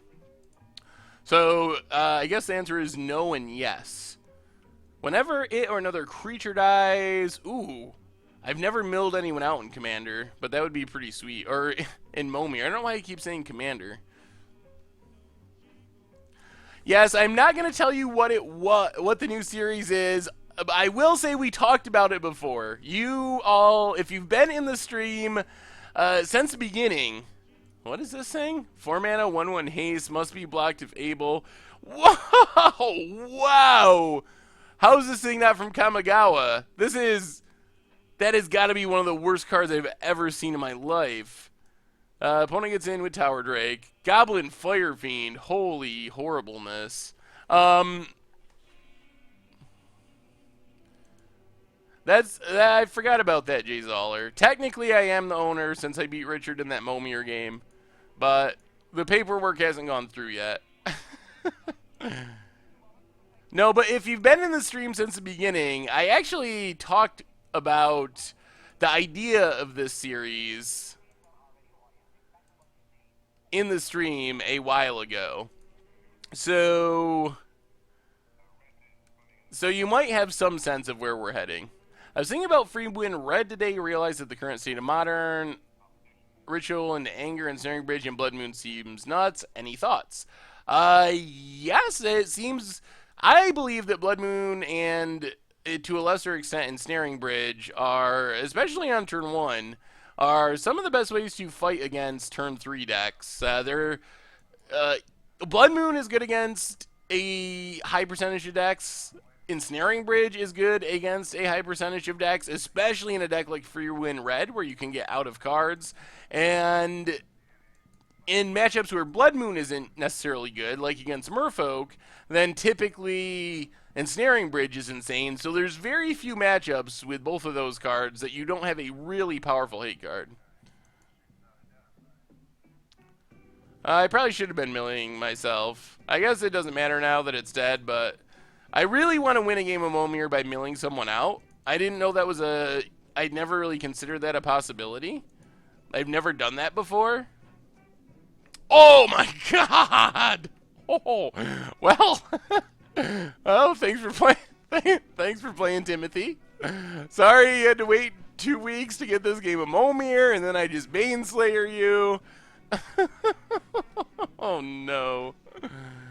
Opponent follows up with Sharding Sphinx, a good creature in its own right, but oh man, Baneslayer. This card used to be so good. I mean, it's still good, but wow. Follow it up with Newsgraph Mob. Whenever player casts a spell, remove a counter, make it 2/2. We can't do that. Our opponent can't really block this because it has First Strike and Lifelink and Pro Demons and Dragons, and is just insane. Our milling plan is still going on. So, actually, we're not going to win with Baneslayer damage. We're just going to make this into the Abyss and make our opponent chump block at every turn while we mill our opponent out with the Cultist. Ooh, never. Oh, as Pro Demons. Oh, I thought our opponent finally got a card that actually mattered. But, nope, Baneslayer does not care.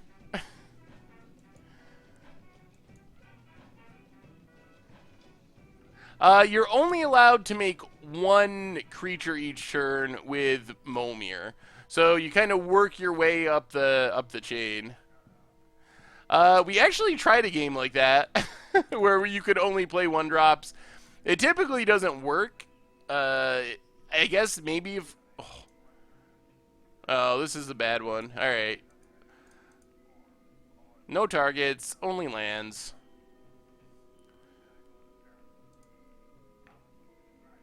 What? What does this do whenever an artifact creature you control deals combat damage? Oh.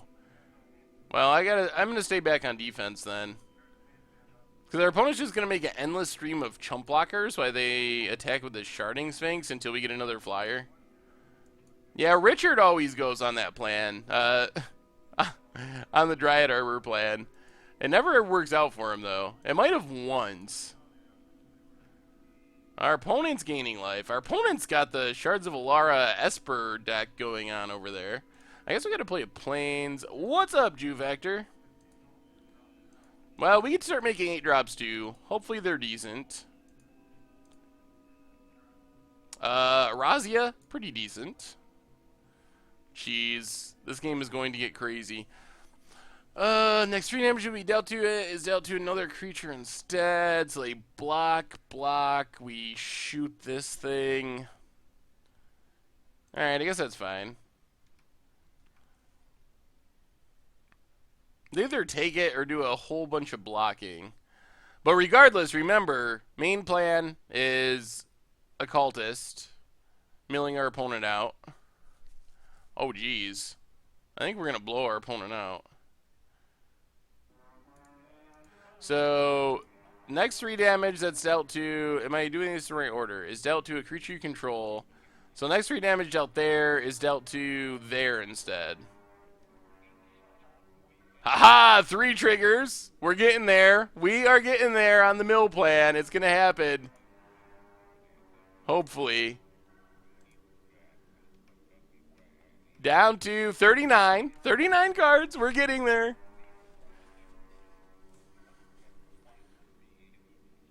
I played an edition of my summonings at a PPTQ. Guess how I did? Oh, I have no idea. How'd you do? How did it go?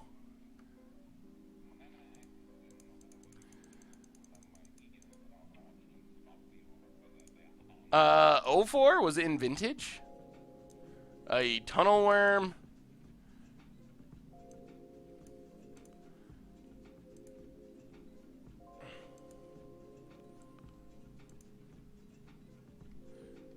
Hey, awesome, Jew Factor. Congrats. Okay, Thalia can be pretty annoying. Yeah, I could see that being a problem, but awesome performance. The deck's fun to play, isn't it? Oh no, this starts making beasts?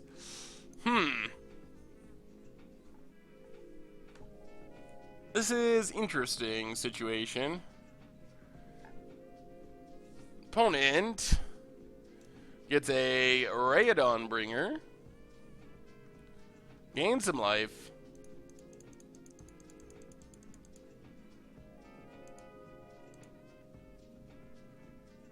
Ooh, Bearer. Okay.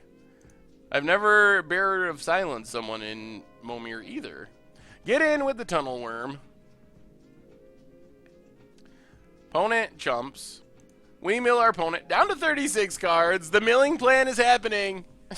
It's very slowly. Added a Epiphany at the Drown Yard. Alright, that seems like a good addition. I like the change. Yeah, as an X spell, that does actually seem pretty sweet. My opponent gets another huge flyer. An unspeakably huge flyer, you might say.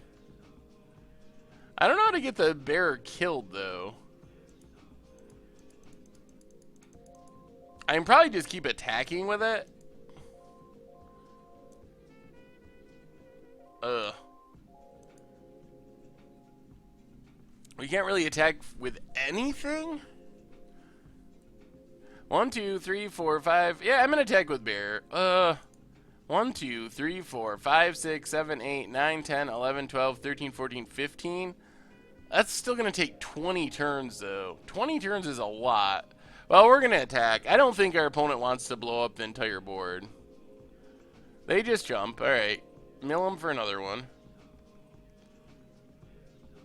We could just die to their flyers, actually.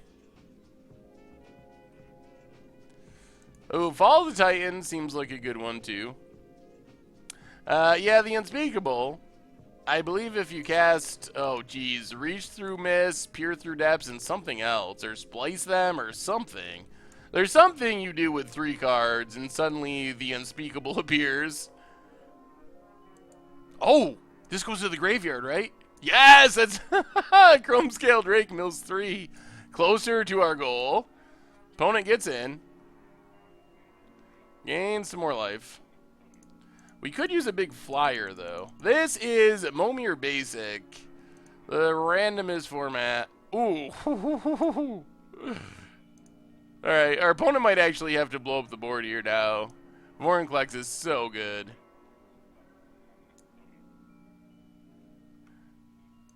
Alright. Mill our opponent. Pass the turn. So our opponent gets 1 shot with their mana, but then we get to make an Emrakul to block their flyers, which hopefully is good enough. Because this doubles our mana. 1, 2, 3. We have 8. Oh, I guess we'll have to think about it. Opponent attacks with the Unspeakable.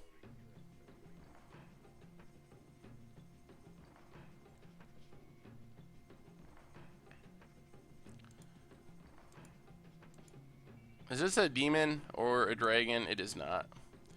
Alright, Baneslayer. Chump time.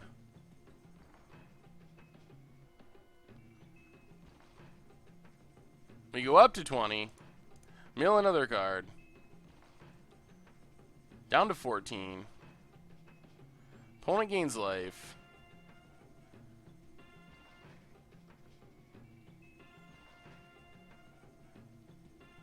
Six. Oh, this deals us damage now. Yikes.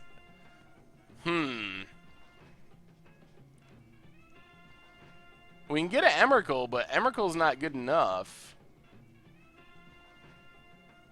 Emrakul doesn't win us the game. No, not play land. Play land beats us. I think we just gotta make an 8. I think that's our only real shot. Well, we make an Emrakul. Emrakul blocks 1, but they have 1, 2, 3, 4 flyers. We kill this and we take 4, 10, 13, and we're dead.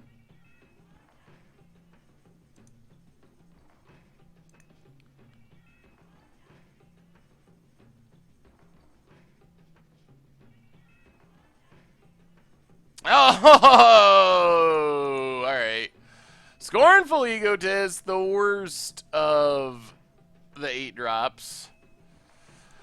So Momir Basic, it kind of explains it on the side of the screen. You can only play basic lands, and then each turn you get this avatar, so you start at 24 life. Each turn you discard a card, or can discard a card, and pay X, and you get a random creature with converted mana cost equal to the X that you paid. So usually you start at like turn 2, turn 3, go up to like turn 8, because since you discard a card, there's like a natural limit on the number of creatures you can play. So, for example, here we pay 2 mana, discard this plains, we get a random 2 mana creature, Dramoka Warrior, a 3/1. Oh, Egotist, so bad.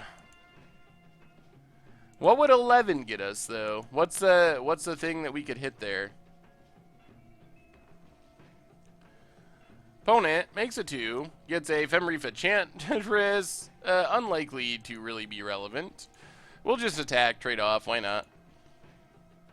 And there's the trade, pass the turn. So we're going to skip our 3-drop to make sure we get to making 8 drops, which is the most important drop. Opponent, 3-drop is, ooh, Sedge Sliver, alright. Once they play a Swamp, that'll be a 3/3 Regenerator that pumps other slivers.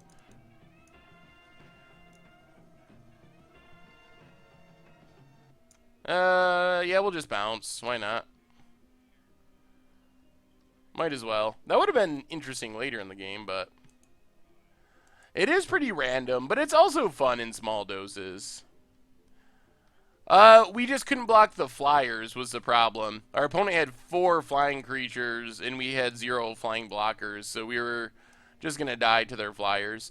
Glass Dusk Hulk, 3/4 for 5. Can become unblockable. This can destroy an aura. Oh god. Obnixilis is pretty unbeatable. If we don't draw one of the rare removal creatures in Momir, Obnixilis is probably better than Baneslayer in all honesty. Tenant the Harvester, I mean, is fine, but so our opponent, whenever they make a land drop, this gets bigger by 3 counters, and it deals 3 damage to us. So our opponent doesn't even really have to play things. They just make their land drops for a few turns, and the game ends.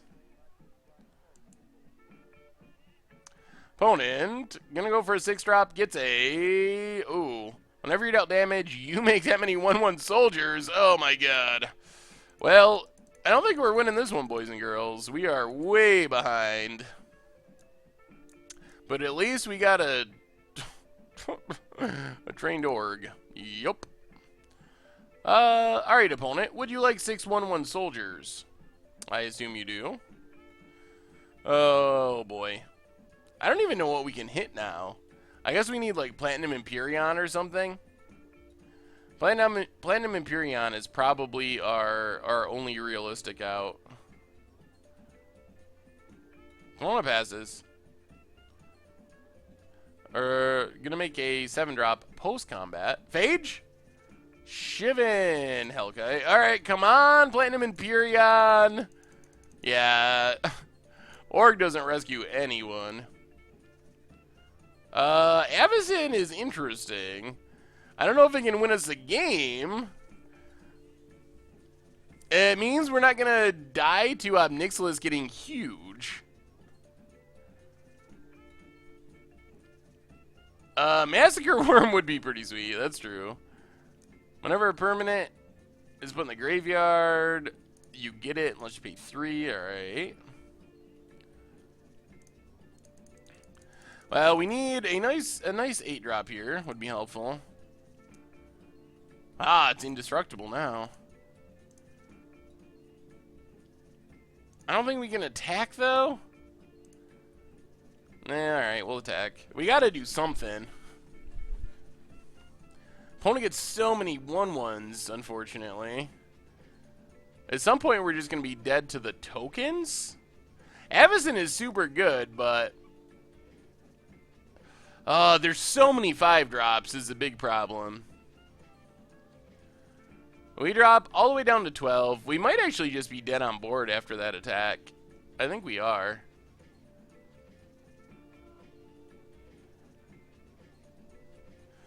Yeah, I think so.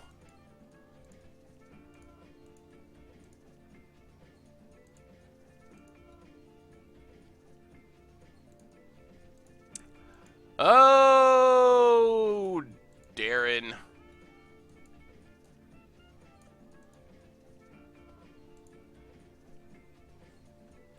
Yeah, I think that does it.